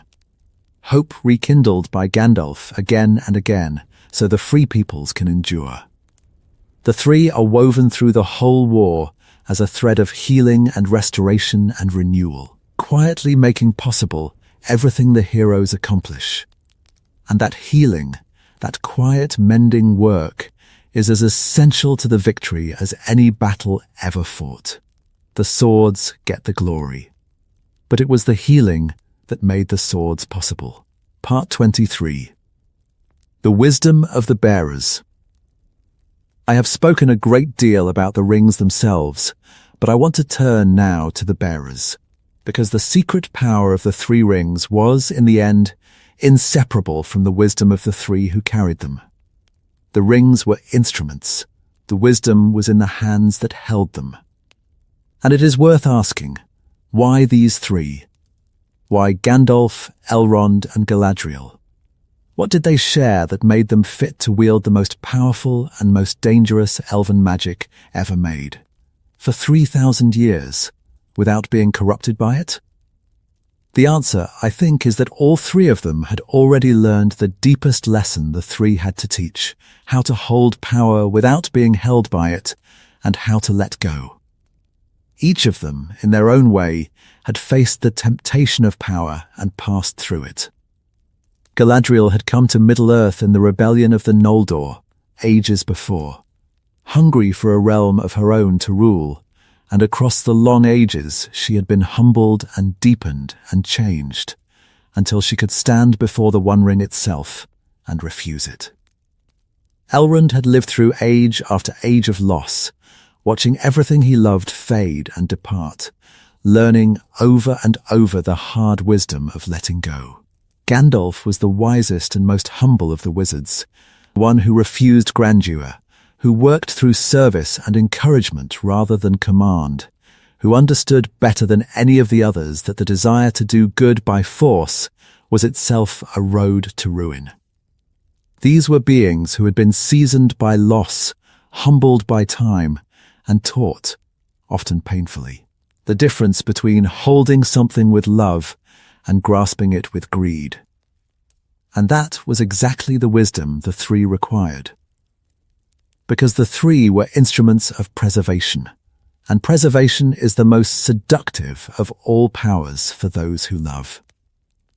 The temptation to preserve, to hold on, to never let the beautiful thing fade, is the temptation that the three constantly placed before their bearers, and only those who had already learned, in the depths of their being, that all things must eventually pass, only they could wield the preserving power of the three without being consumed by the desire to make their preservation permanent and absolute. This is why Galadriel's refusal of the One Ring is the climax of the whole story of the three. It is the moment when all 3,000 years of wisdom are put to the ultimate test. The One Ring offers her the power to make her preservation permanent, to never have to let Lothlórien fade, to never have to leave. It is the fulfillment of everything the three had tempted her toward across 3 millennia. And she refuses it. She chooses to let go. She passes the test that the three had been preparing her for all along. And in that moment, she proves that the wisdom of the bearer was the real secret power of the rings. That the rings in the wrong hands would have been catastrophes, and the rings in the right hands were instruments of grace. And the difference was entirely in whether the bearer had learned to let go. The 3 rings, then, were not just tested by their bearers. They tested their bearers continuously for 3,000 years. And the fact that all 3 keepers passed that test, that none of them succumbed to the temptation to make their preservation permanent through domination, is one of the quiet triumphs of the whole age. The wisest beings in Middle-earth held the most seductive power ever made, and they held it rightly, and they let it go when the time came. That is the real secret power of the 3, not the magic, but the wisdom to wield the magic well, and the grace to surrender it in the end. Part 24. The Rings and the Sea. There is a connection in the story of the 3 that runs deeper than most people notice, and it is the connection between the 3 rings and the sea, between the preserving magic of the elves and the longing that finally draws them over the water into the west. And understanding it completes the emotional picture of what the 3 really were. The elves of Middle-earth, throughout the Third Age, are pulled by 2 opposing forces. One is their love of Middle-earth, the lands they have dwelt in, the realms they have built, the beauty they have made. The other is the sea longing, the deep, aching pull toward the west, toward the undying lands across the sea, the true home of the elves, where the light has not faded and the world is not marred. These 2 longings are in constant tension. To stay in Middle-earth is to cling to a fading world. To answer the sea longing is to leave that world behind forever and pass into the west. And the 3 rings, in a sense, are the great instruments of staying. They are how the elves resisted the sea longing for as long as they did. They are how the elves made Middle-earth beautiful enough, preserved enough, timeless enough, that they could bear to remain in it for one last age, rather than departing immediately into the west. Lothlórien, kept timeless by Nenya, was a piece of the undying lands recreated in Middle-earth, a place where the fading was held back, where something of the unmarred beauty of the west was preserved east of the sea. The 3 let the elves have for a while a little of the west without leaving Middle-earth. They were a way of staying, a way of holding on, a way of postponing the great departure. But the departure could only be postponed, not avoided. And when the 3 failed, when the 1 ring was destroyed and the preserving magic ended, the last reason to stay was gone. With Lothlórien fading and Rivendell emptying, there was nothing left to hold the elves in Middle-earth, and the sea longing, no longer balanced by the preserving beauty of the 3, drew them at last over the water. The end of the 3 rings and the departure of the elves are the same event seen from 2 angles. The rings fade, and so the elves leave. The preserving magic ends, and so the long-postponed journey into the west finally begins. There is something achingly right about this. The 3 were the magic of holding on, and when they ended, holding on was no longer possible, and so the elves did the thing they had been putting off for an entire age. They let go, completely, and went home. The Grey Havens, where the 3 are finally revealed and the keepers depart over the sea, is the place where holding on finally gives way to letting go, where the long defeat reaches its end and the elves accept, at last, that their time in Middle-earth is over. The rings that were made to preserve a fading world end by releasing the elves from that world entirely, sending them home across the sea to the land that never fades. The magic of staying becomes, in its ending, the permission to leave. Part 25. The Dwarves and the Difference. To really understand the secret power of the three, it helps to look at what happened to the other rings of power, because the contrast shows us, with brutal clarity, what made the three so different and so safe. Take the 7 rings, the rings given to the dwarves. The dwarves were a tough and stubborn people, resistant to domination in a way that surprised even Sauron. The 7 did not turn them into wraiths the way the 9 turned the kings of men. The dwarves could not be made into slaves of the shadow. Their nature was too hard, too independent, too rooted in stone. But the 7 did something to them nonetheless. They inflamed the dwarves' desire for gold. They kindled a greed, a hunger for treasure and wealth, that grew and grew until it brought ruin. The great dwarven hordes, the dragon attacks drawn by accumulated gold, the madness for treasure that runs through dwarven history, the 7 rings fed all of it. The rings amplified what was already in the dwarvish heart, and what was there was a love of making and of precious things that, amplified, became a destructive greed. Now take the 9, the rings given to men. Here Sauron's design worked perfectly. Men were ambitious, hungry for power, for life, for greatness. And the 9 gave them what they wanted: power, wealth, long life, even invisibility and the ability to walk in the shadow world. But the gift was the trap. The men who took the 9 were slowly consumed by them, stretched out and made thin by the unnatural prolonging of their lives, drawn deeper and deeper into the shadow, until they faded entirely into wraiths, the Nazgul, the ring-wraiths, the most terrible and pitiable of all Sauron's slaves. They got everything they desired, and in getting it, they lost everything they were. They became nothing but extensions of Sauron's will, hooded shapes of nothingness, their very names forgotten, bound forever to the One Ring and the Dark Lord who held it.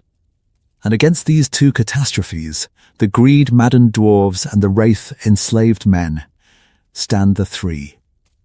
The same craft, the same source of knowledge, and yet a completely different outcome. The 3 did not amplify greed, because their power was not aimed at acquisition. They did not enslave their bearers, because they were never used while the one was on Sauron's hand, and because their power was preservation, rather than the desires that lead to domination. The 3 were used for 3,000 years by their bearers, and not one of those bearers was corrupted. Not one was enslaved, not one was destroyed by the ring they carried. What made the difference? Partly that Sauron never touched the 3. Partly that the 3 were used wisely, by the wise, and set aside whenever the one was active.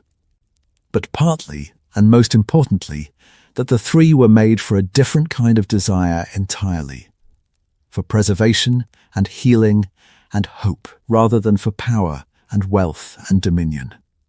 The 7 and the 9 gave their bearers what they grasped for, and the grasping destroyed them. The 3 gave their bearers the power to give to others, and the giving sustained them. The difference between the 3 and the other rings is the difference between a power that flows outward in service and a power that pulls inward in greed. And that difference, in the end, is the difference between salvation and ruin. Part 26. The Quiet War Behind the War. I want to show you something about the War of the Ring that you can only see once you understand the 3, a whole hidden layer of the conflict. A quiet war fought behind the visible war, in which the 3 rings were central players even though they never appeared on a battlefield. The visible war is the one everyone knows: the armies, the battles, the siege of Minas Tirith, the charge of the Rohirrim, the last desperate stand at the Black Gate. But underneath that visible war, there was a quieter and in some ways more fundamental struggle going on. A struggle over hope and despair, over preservation and decay, over whether the free peoples could endure long enough to give Frodo's quest a chance to succeed. And in that quiet war, the 3 rings were among the most important weapons the free peoples had. Think about what Sauron's strategy actually was, beyond the armies. He was spreading despair. The dread that radiated from the Nazgul, the shadow that fell over men's hearts, the sense of hopelessness that crept across Gondor as the darkness grew. This was a weapon, as real as any sword. Sauron understood that he did not need to defeat the free peoples in battle if he could break their will to fight first. Despair was his ally. If he could make the defenders of the West believe that resistance was hopeless, they would falter and fall without his armies having to win a single decisive victory. And against that strategy of despair, the Three Rings were a crucial defense. Narya, the Ring of Fire, working through Gandalf, was directly opposed to Sauron's spreading of despair. It kindled hope where Sauron sowed hopelessness, lit courage where Sauron spread dread.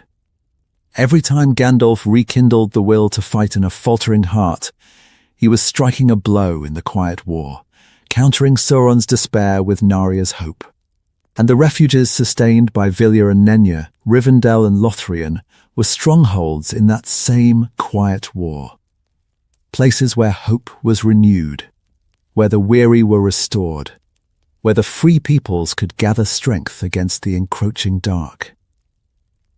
So while the visible war was fought with swords and spears, the quiet war was fought with hope and despair, and the Three Rings were on the front lines of that quiet war the entire time. They could not win battles, but they could sustain the will to fight battles, which in some ways mattered more. An army that has lost hope is already defeated, no matter how strong it is.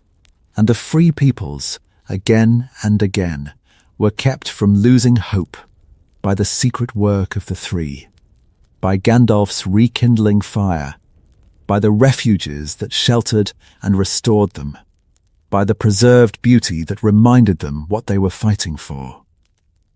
The Three Rings fought the war that does not show up in the battle tallies, the war for the heart, the war over whether to keep fighting at all, and they may well have been the deciding factor in it. Part 27. The beauty that was the point. There is a question worth asking that cuts to the very center of why the Three Rings matter, and it is this: why preserve beauty at all? In a war for survival, in an age of darkness and struggle, why pour the most powerful magic the elves possessed into keeping a forest golden and a valley peaceful? Why does beauty matter so much when there are armies to fight and a dark lord to resist? And the answer Tolkien gives through the Three Rings is one of the most important things his whole work has to say. Beauty is not a luxury. It is not a distraction from the real work of resisting evil. Beauty is the thing the resistance is for. The preserved loveliness of Lothlórien, the peace of Rivendell, the golden light of the Malorn trees, these are not frivolous. They are the answer to the question of why anyone fights at all. You resist the darkness because there is something worth saving. And what is worth saving is exactly the beauty and the goodness and the peace that the darkness threatens to destroy. The Three Rings preserved beauty because beauty is the point, because a world without it would not be worth the saving. Think about what Sauron offers, by contrast. A world of order, yes, but an order without beauty. A world of ash and iron and domination, of slaves and towers and the grinding machinery of a single will imposed on everything. The land around Mordor is the image of it, blasted, poisoned, lifeless.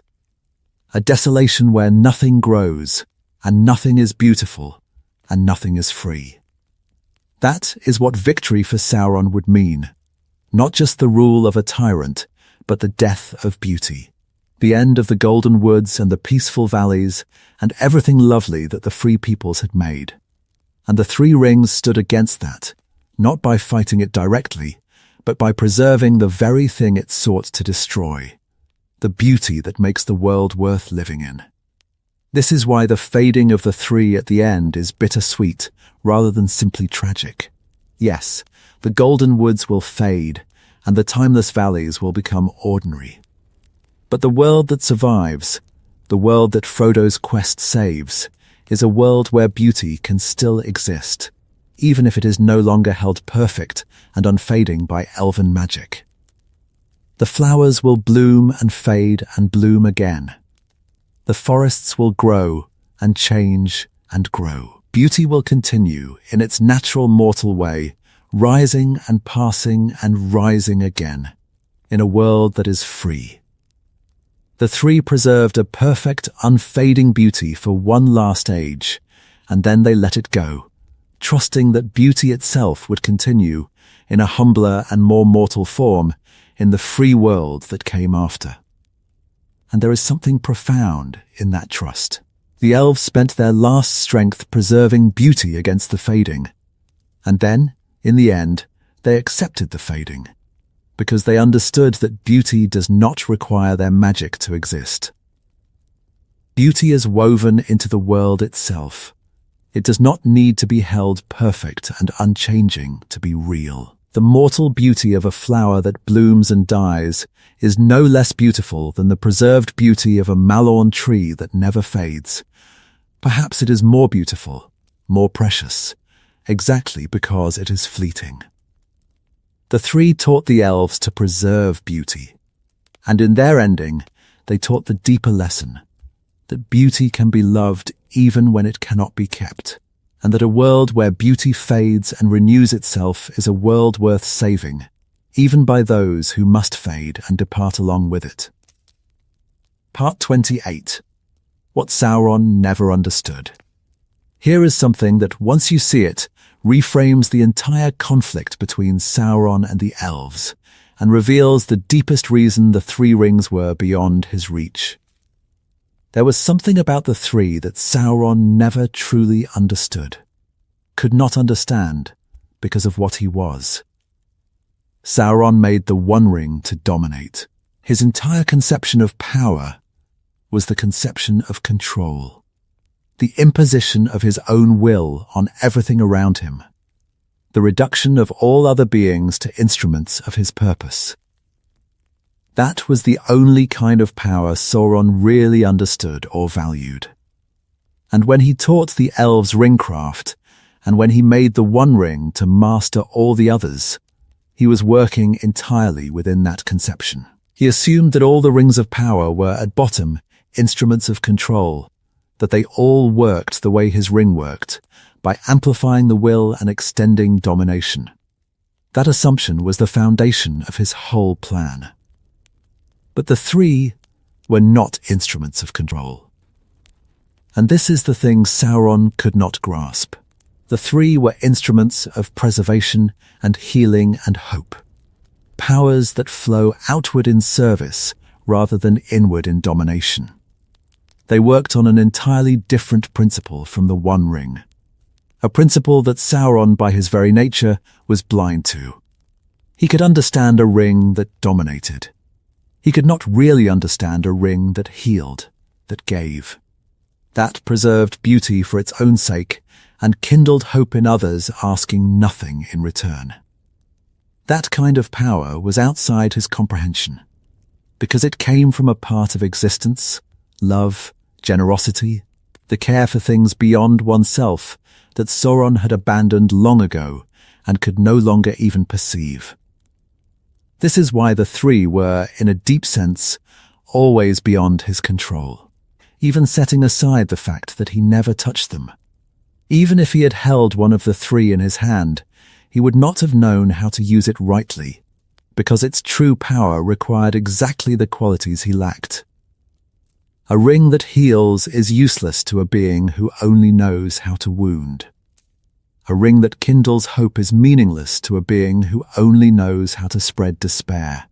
A ring that preserves beauty for its own sake is incomprehensible to a being who sees beauty only as something to be possessed or destroyed.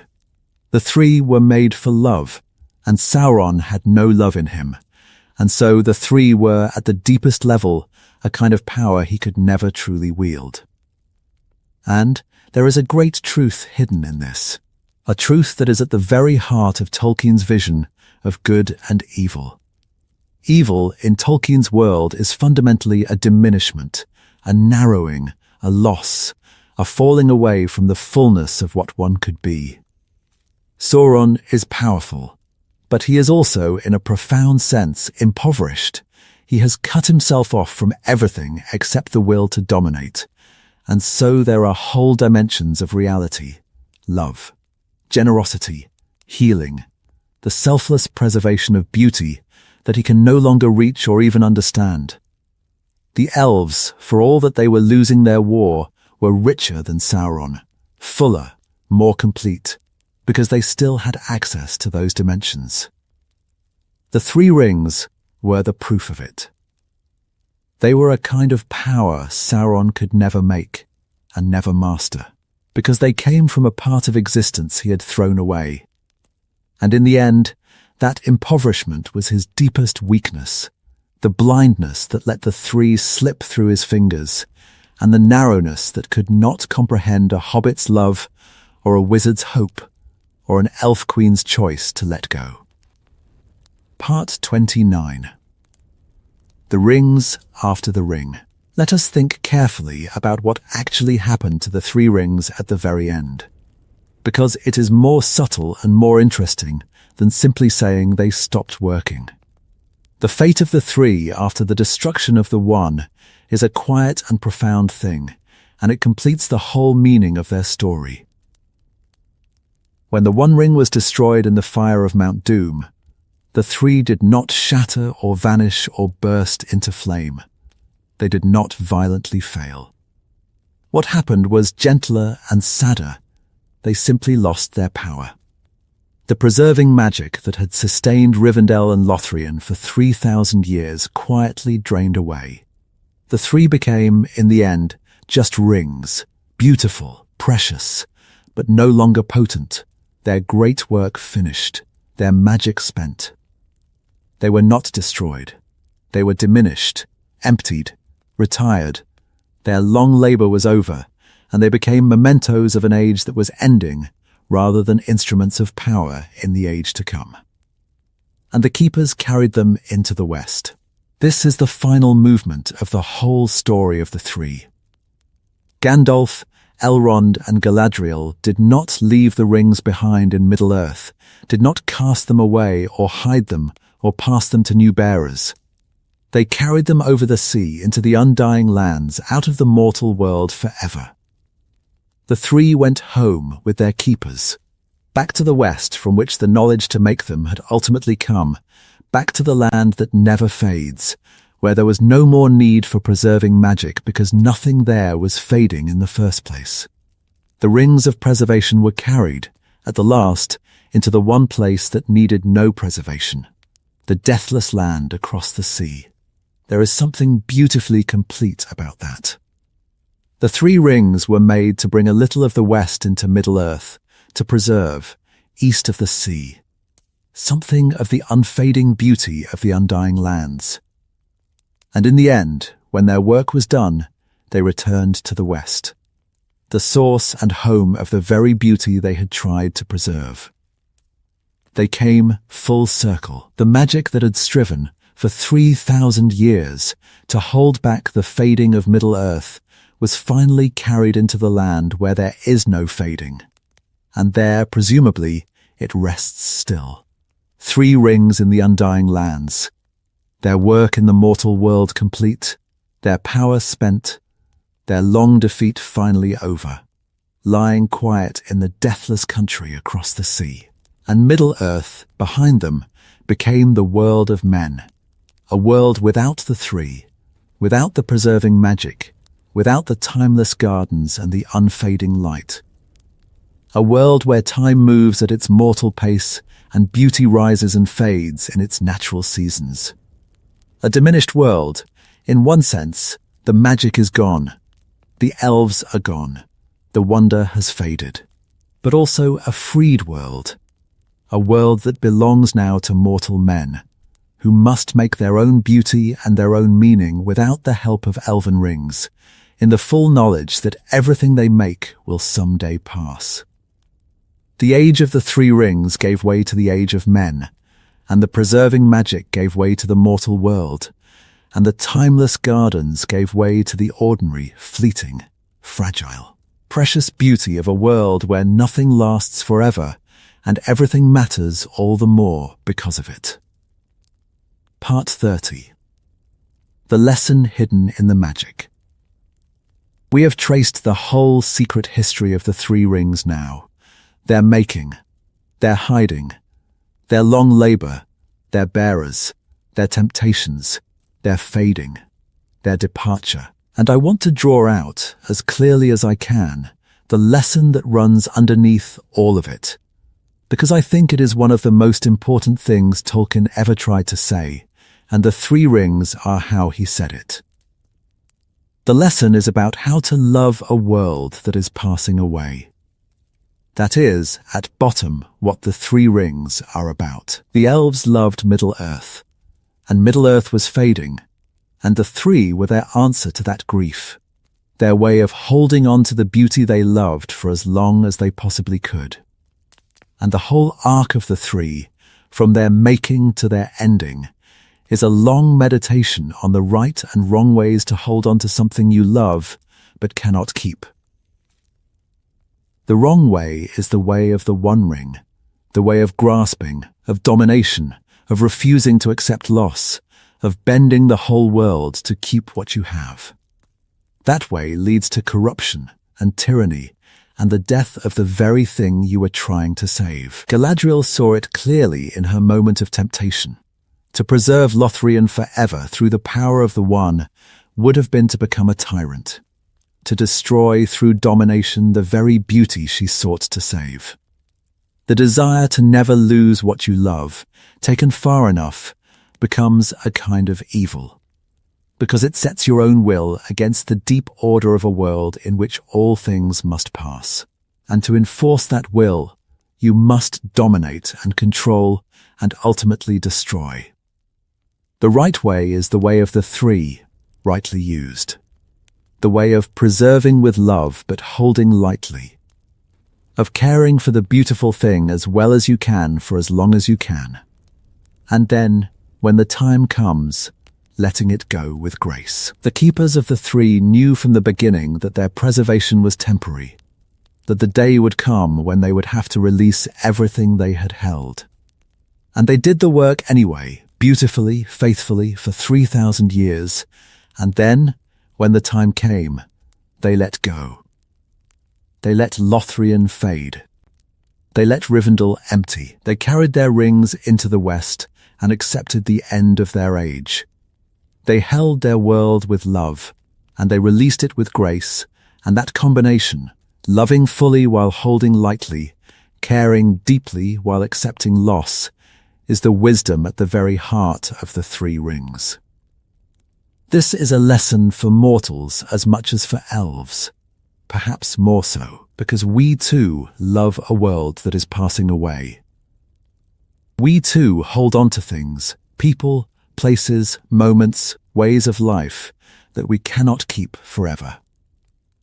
And the Three Rings show us the two paths before us, the path of grasping, which leads to bitterness and the poisoning of the very love that drives it, and the path of grateful holding and releasing, which lets us love fully and lose gracefully, and find in the very impermanence of things a deeper reason to cherish them. The elves, in the end, chose the second path. They loved Middle-earth with all their hearts, they preserved its beauty as long as they could, and they let it go when they had to, and they sailed into the west not in despair, but in acceptance, carrying their memories and their rings and their love into the deathless land. That is the secret the Three Rings were keeping all along, not a secret of magic, but a secret of the heart. Part 31. The echo in the reader. I want to step outside the story for a moment, because I think the Three Rings reach beyond Middle-earth and touch something in everyone who encounters them, and it is worth naming what that something is. When people read The Lord of the Rings and come to the end, to the Grey Havens, to the departure of the elves, to the fading of the magic and the passing of the age. They often feel a particular kind of sadness that is hard to name. It is not the sadness of a tragic ending. The good guys won, Sauron was defeated, the world was saved. It is a stranger, deeper, more bittersweet feeling. A sense of something beautiful passing out of the world, of a kind of wonder fading that will not come again. And that feeling, I think, is the feeling of the Three Rings. It is the emotional residue of their whole story, distilled into the ending. The reader feels, in their own heart, the same thing the elves felt, the grief of a beautiful thing that cannot last, the bittersweet ache of loving something you have to let go. And this is why the Three Rings resonate so deeply, even with people who could not tell you the difference between Narya and Nenya. Because the three are about something universal, about the impermanence of beautiful things, and the grief of letting them go, and the question of how to hold what you love in a world where nothing lasts. Everyone knows this grief. Everyone has loved something they could not keep. A time in their life, a place, a person, a way things used to be. And the Three Rings give that universal experience a mythic shape. They make it into a story about magic rings and immortal elves and timeless golden woods. But the feeling underneath is the most human feeling there is. The feeling of cherishing something precisely because it is passing. Of loving something all the more because you know you will lose it. That is the genius of how Tolkien used the three. He took the most abstract and philosophical theme, the relationship between love and loss, between preservation and acceptance, between holding on and letting go. And he embodied it in objects and characters and places so vivid and so beautiful that we feel the theme in our bones rather than merely understanding it in our minds. We do not need a lecture on the impermanence of beauty. We watch Lothlórien fade, we watch Galadriel refuse the ring and accept her diminishment, we watch the keepers carry their rings into the west, and we feel it. The Three Rings turn philosophy into grief, abstraction into beauty, idea into experience. And that is why they stay with us. Why the ending of The Lord of the Rings haunts people for the rest of their lives. Because through the Three Rings, Tolkien made us feel, as deeply as a story can make anyone feel, the bittersweet truth that the most beautiful things are the ones we cannot keep. When you finish the story and feel that ache at the Grey Havens, that is the Three Rings speaking to you. That is their secret power reaching out of the book and into your own heart. They were the magic of loving a fading world, and when you feel the sorrow of their passing, you are feeling exactly what they were always about. The rings have done their final work, not in Middle-earth, but in you. Kindling in your own heart the bittersweet wisdom that beauty is precious because it passes. And that to love something fully you must also be willing, in the end, to let it go. Part 32. The Last of the Ring-Bearers. Before we come to the end, I want to spend a moment on a quiet detail that ties the whole story of the rings together, and that gives the Three Rings their final and most tender meaning. It is about who got to go into the West, and why. When the ship leaves the Grey Havens, it carries the three keepers of the three, Gandalf, Elrond, Galadriel. But it also carries two hobbits, Bilbo and Frodo. And later, at the very end, Sam too is granted that passage. The hobbits were not keepers of the three. They were bearers of the one, Bilbo found it and carried it, Frodo carried it to the fire, Sam bore it briefly in the depths of Mordor. They were ring-bearers of a different and more terrible kind, and the One Ring left wounds on them that could not be healed in Middle-earth. And here is the tender thing. The grace of the West, the passage over the sea, the healing of the deathless land, was extended to the hobbits because of what the ring had done to them. Frodo, especially, was wounded beyond mortal healing. He had carried the One Ring to the very heart of Sauron's power, had borne its weight and its corruption, had been pierced by the Morgul blade and stung by Shelob and broken, finally, on the slopes of Mount Doom where the ring claimed him at the last. He came home, but he could not truly come home. The wounds were too deep, the burden had taken too much, and so he was granted the same grace as the keepers of the three, passage into the west, into the deathless land, where his wounds might at last find healing. There is a beautiful symmetry in this. The keepers of the three carried their rings into the west because their work was done and their age was ending. The hobbits were carried into the west because the One Ring had wounded them beyond mortal healing. The bearers of the good rings and the bearers of the evil rings sailed together, at the last, into the same deathless land, the keepers going home in grace, the hobbits going to find the healing they could not find in Middle-earth. The whole story of the Rings of Power, good and evil alike, ends with this single ship, carrying ring-bearers of every kind over the sea into the west, leaving the mortal world behind. And the three rings, in that final image, find their deepest meaning. They were the rings of healing, after all, and their last act, in a sense, was to make possible the healing of the hobbits, by sustaining the world long enough for the quest to succeed, by keeping hope alive long enough for the ring to be destroyed, by preserving the refuges where Frodo was healed and the Fellowship was strengthened. The keepers of the Rings of Healing carried the wounded hobbits home to be healed. The magic of preservation, in its final act, preserved not a forest or a valley, but the very ring-bearers who had saved the world, carrying them, at the last, into the one place where their wounds could be made whole. The three rings ended their long story not by preserving beauty, but by carrying the broken home to be healed. And that, perhaps, was the truest expression of their power all along. Part 33. The Making Revisited. Now that we have followed the three rings all the way to their ending, I want to circle back to their beginning one more time, because there is a dimension of their making that we have not yet fully explored, and it deepens everything. Remember that the three were made by Celebrimbor, with the knowledge Sauron taught, but without Sauron's hand. We have talked about what that meant for their purity, but think about what it meant for Celebrimbor himself, the Maker. Because Celebrimbor was working, in those final acts of creation, with a terrible and growing awareness. The three were the last rings made, and by the time he made them, the suspicion of Anatar's true nature may already have been stirring.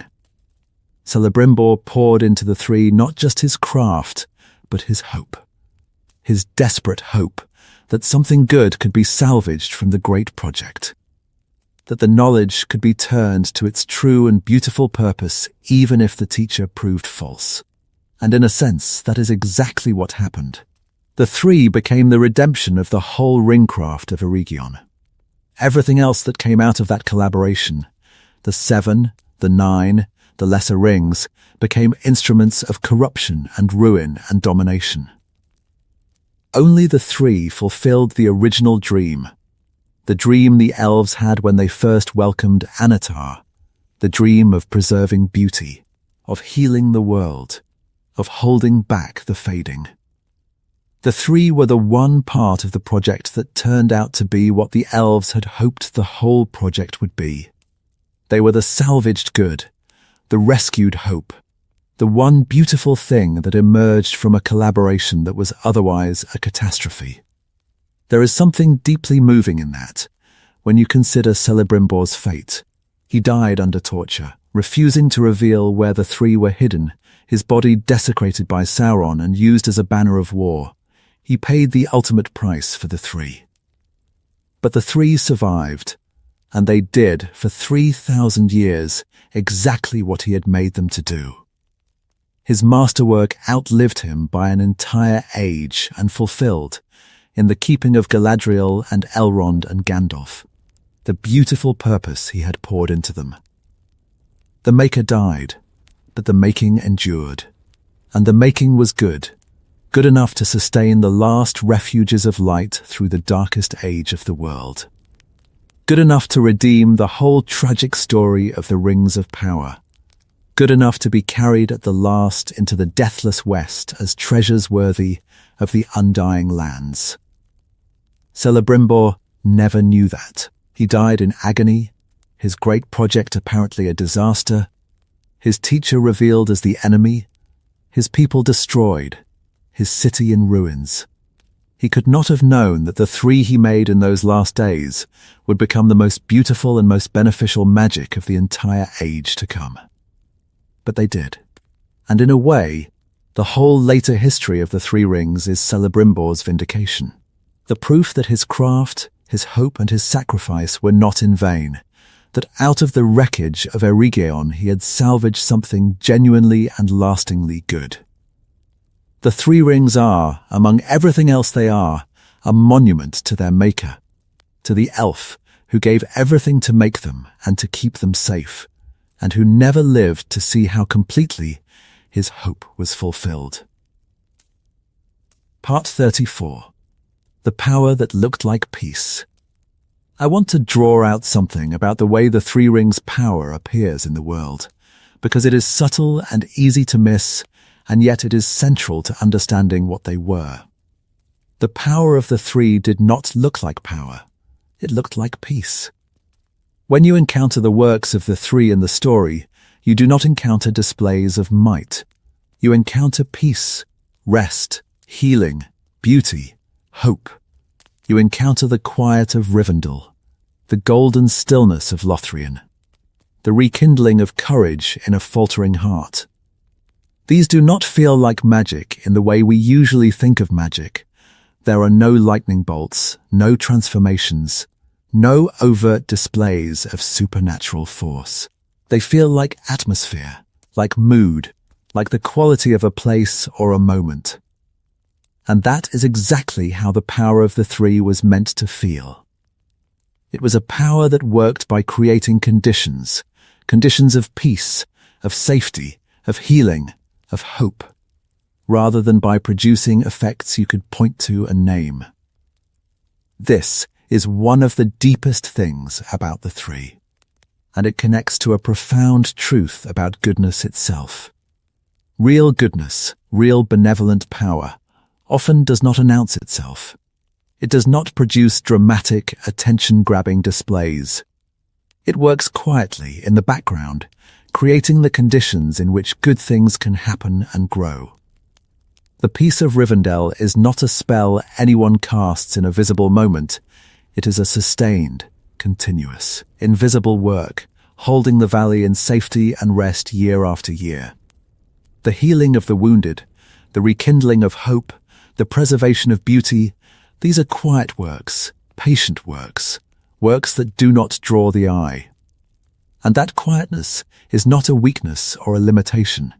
It is the very nature of that kind of power. Benevolence works in the background. Domination demands the spotlight. The three were powers of benevolence, and so they worked appropriately in the quiet places behind the scenes, sustaining and preserving and healing without ever needing to be seen. There is a contrast here with Sauron that could not be sharper. Sauron's power is all spectacle and terror. The great eye, the dark tower, the armies, the shadow that falls over the land, the dread that radiates from the Nazgul. Sauron's power announces itself constantly. It works by being seen and feared. The three work by the opposite principle. They are hidden, quiet, unannounced. Their power is felt as peace rather than seen as force. And in that contrast lives a whole vision of the difference between good and evil power. Evil power is loud and visible and demands to be acknowledged.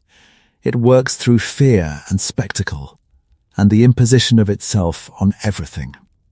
Good power is quiet and hidden, and asks for no acknowledgement. It works through peace and healing, and the patient creation of conditions in which good things can flourish. The Three Rings were good power in its purest form, which is exactly why their power looked, to the casual eye, like nothing more than peace. Part 35.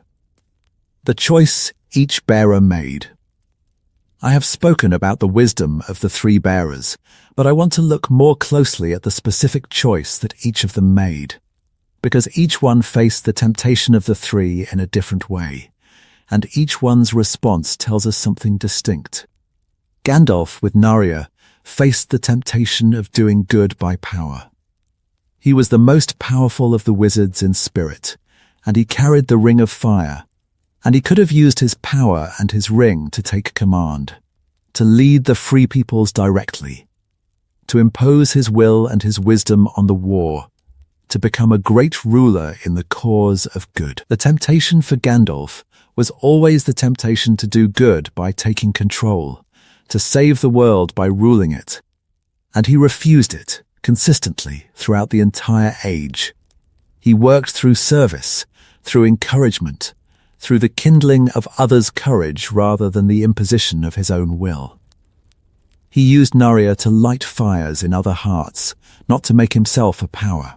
When the One Ring was offered to him, for it was by Frodo in the very beginning, he refused it in terror, knowing that he of all beings would be most dangerous with it, because his desire to do good would become, through the ring, a desire to dominate in the name of good. Gandalf's choice, again and again, was to refuse control, to work in service, to do good without grasping the power to compel it. Elrond, with Vilya, faced the temptation of refuge, the temptation to retreat, to preserve his own peace and safety and that of his people, to let the rest of the world burn while keeping his own valley green. Rivendell was a refuge, and the temptation of a refuge is to make it a fortress, to pull up the drawbridge, to care only for what is inside the walls. Elrond could have used Vilya simply to keep Rivendell safe and let the wider war take its course. But he did not.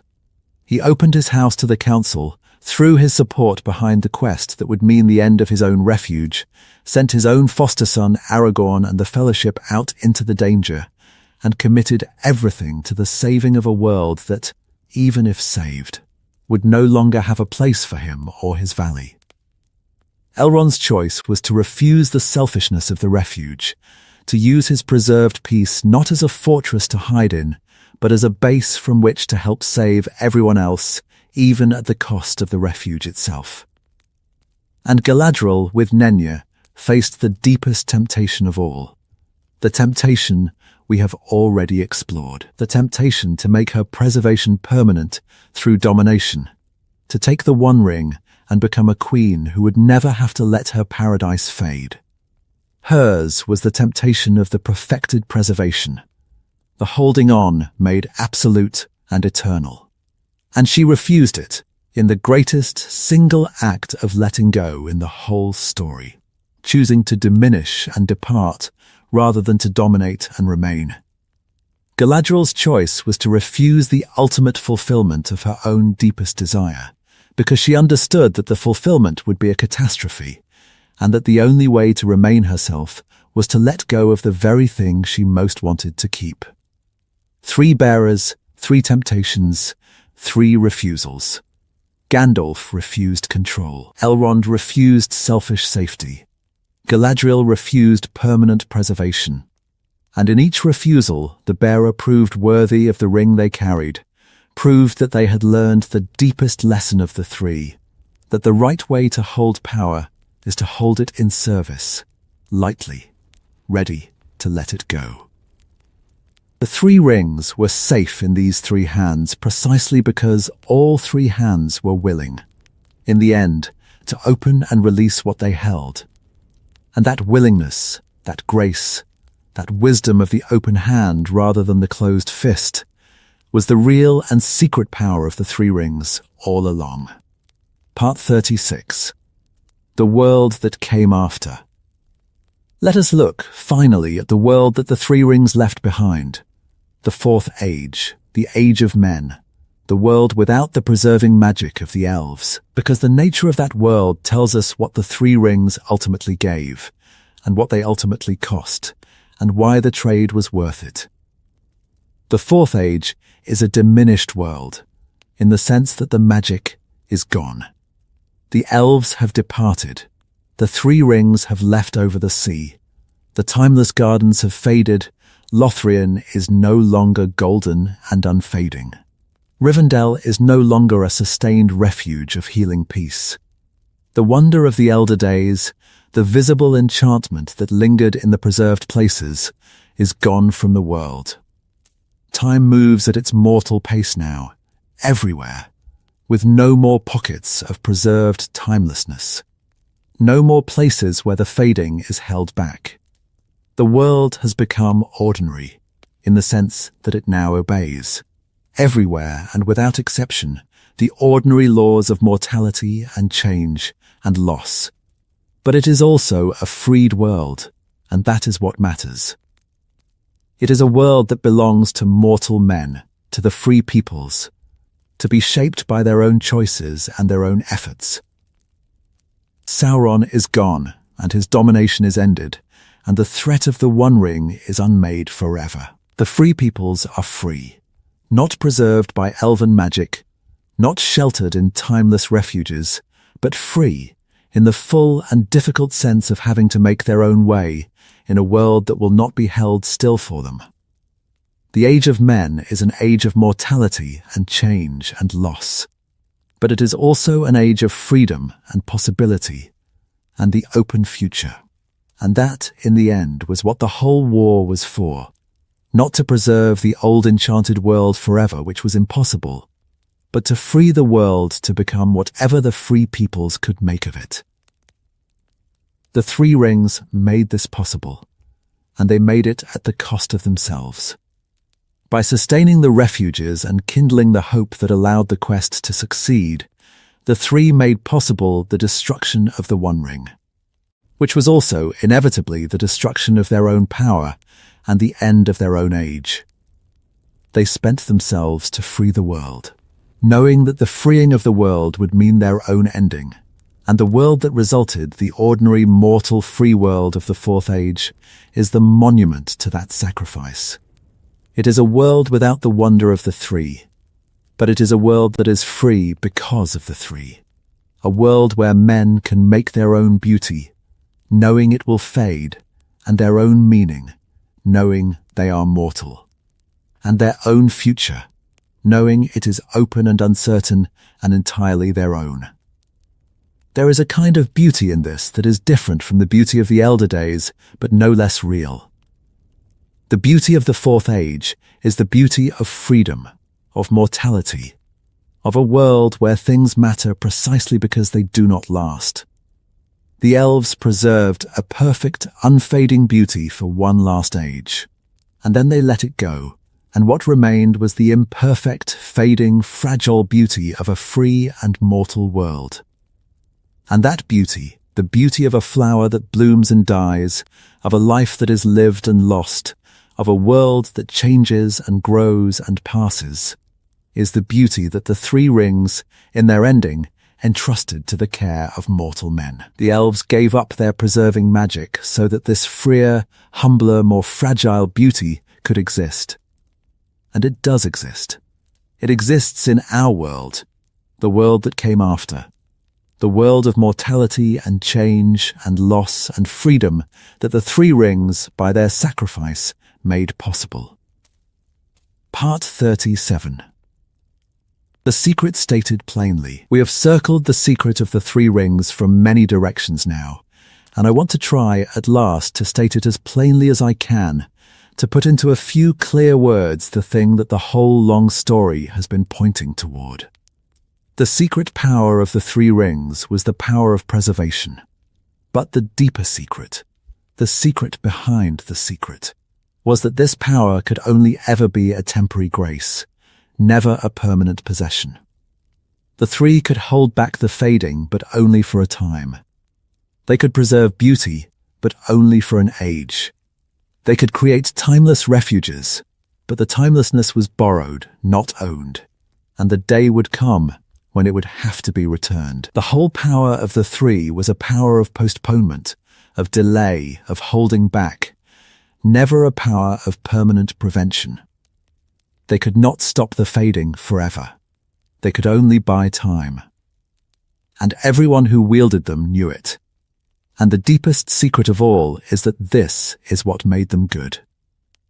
Because a power that could truly stop the fading forever, a power that could make preservation permanent and absolute, would be the One Ring's power, the power of domination, the power to set one's own will permanently against the order of the world. That power is evil, precisely because it refuses the deep truth that all things must pass.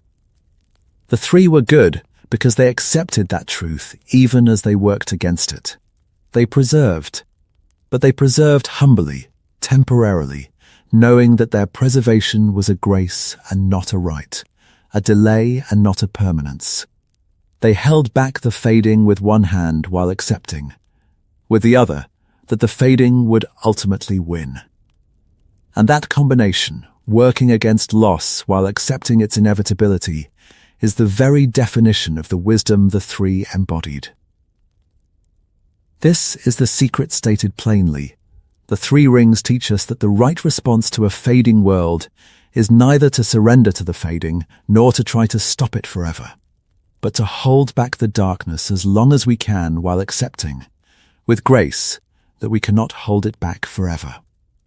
They teach us to preserve what we love, faithfully and beautifully, for as long as we are given to preserve it, and then to let it go, when the time comes, without bitterness, trusting that the beauty we could not keep was still worth making, and worth loving, and worth preserving for its season. The three were not a magic for defeating loss. They were a magic for facing loss with grace. And that is why they were good. And that is why they were beautiful. And that is why their story moves us so deeply. Because it is, in the end, the story of how to love a mortal world, told through the eyes of immortals who had to learn across 3,000 years the very lesson that mortality teaches us from birth. Part 38. Why it had to be three. There is one more pattern worth drawing out before we close, and it is the pattern of the number itself, why there were three, and what the three together represented. Because the three rings were not three identical objects. They were three different powers, three different facets of a single deeper thing, and together they formed a complete picture of what the elves were trying to do in the world. Narya, the ring of fire, was the power of hope, of kindling, of inspiration, of the inner flame that keeps a heart fighting against despair. Nenya, the ring of water, was the power of preservation, of warding, of protection, of holding beauty safe and unfading against the erosion of time. Vilya, the ring of air, was the power of healing, of restoration, of mending what is broken, of bringing health and wholeness to the wounded and the hurt. Hope, preservation, healing. Three powers, three rings, three facets of a single work, the work of sustaining the good against the encroaching dark. And notice how these three powers complete each other. Hope without preservation would be a flame with nothing to protect, courage to fight, but nothing worth fighting for. Preservation without hope would be a beautiful thing with no one left to defend it, a perfect garden in a world that has given up. And both hope and preservation would be incomplete without the healing that flowed through their works, not a power of the rings themselves, but something that the rings made possible. The sustained sanctuaries where elvish skill in healing and mending could do its work undimmed by the fading of the age. Together, the three powers, Narya's hope, Nenya's preservation, Vilya's sheltering authority, formed a complete response to the assault of the dark. Hope to keep fighting, preservation to keep something worth fighting for, and safe havens where the wounded could be made whole. The three rings were not three separate magics, but a single integrated answer to the question of how to sustain the good in a fading and embattled world. And there is something almost sacramental in the three elements they were named for. Fire, water, air. These are the elements of life, the primal forces of the natural world. And the three rings bound the deepest elvish magic to them. Fire that warms and kindles, water that preserves and protects, air that heals and gives breath. The elves, in making the three, reached toward the very foundations of the world, toward the elemental powers that sustain all life, and they bound to those powers their own deepest purposes of hope and preservation and healing. The three rings were, in a sense, the marriage of elvish wisdom to the elemental life of the world itself, a way of channeling the primal forces of fire and water and air toward the sustaining of beauty and goodness and hope.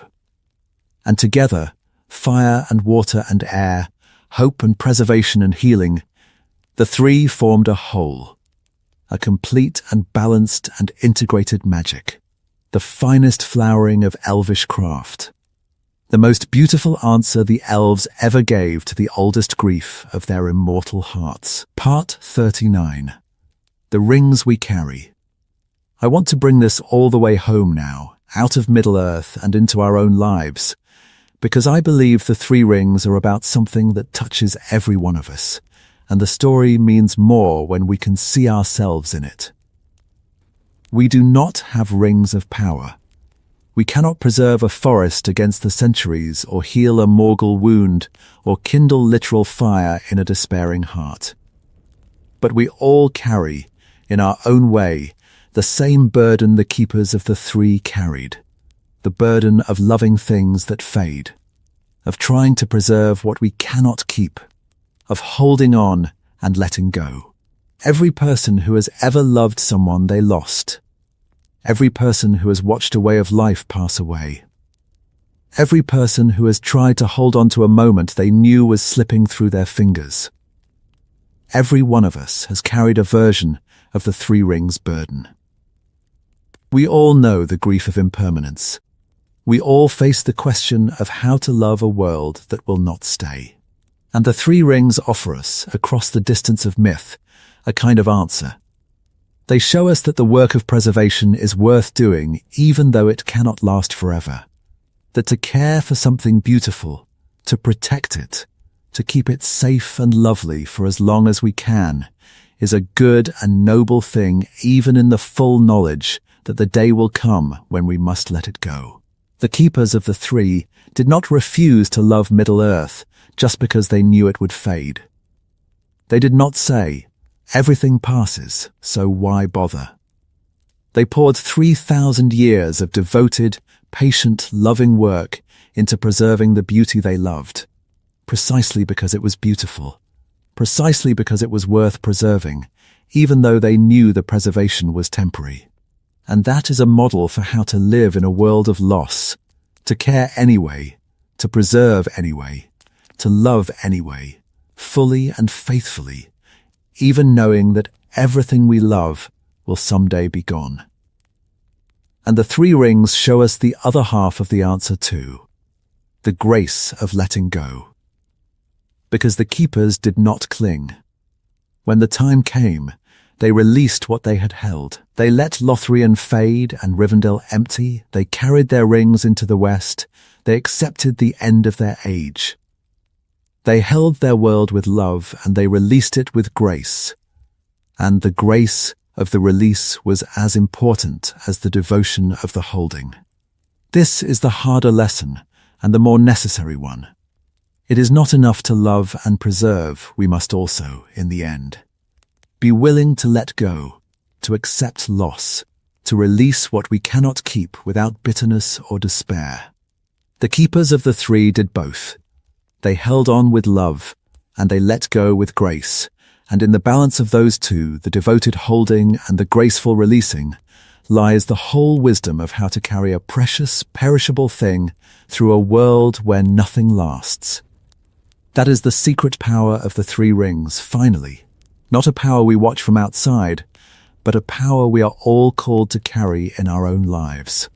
The power to love what fades, to preserve what we can, to hold on faithfully and let go gracefully, to care for beauty in a world of loss, and to find, in the very impermanence of precious things, not a reason for despair, but a deeper reason to cherish them. The elves learned this across 3,000 years and an age of the world. We have to learn it in the brief span of a mortal life. But it is the same lesson, and the three rings, shining quietly across the distance of myth, are there to teach it to anyone willing to listen. Part 40. The last light over the water. So let us end where the three rings ended, at the grey havens, in the grey light of morning, with the white ship waiting and the last of the keepers about to depart. Frodo stands on the shore. The three rings are revealed at last, shining openly on the hands of Gandalf and Elrond and Galadriel as they prepare to leave Middle-earth forever. 3,000 years of secret history, 3,000 years of patient preservation, 3,000 years of holding back the dark and keeping the light alive, all of it coming, now to its quiet and graceful end. The rings are going home. Their work is done. The age they sustained is over, and the keepers who carried them are leaving the world they spent that age preserving. And there is no bitterness in the leaving. That is the thing that strikes you when you really feel this moment. The elves are losing everything, their realms, their works, their entire age in Middle-earth, all of it fading behind them as they go. And yet they leave in peace, in grace, even in a kind of joy. Because they did what they set out to do. They preserved the beauty they loved for as long as they could. They kindled hope through the darkest years. They healed the wounded and sheltered the lost, and held the line against the long defeat. And when the time came to let it all go, they let it go, the way they had always known they would have to, with the grace of those who understand that all things pass, and that the passing does not diminish what was.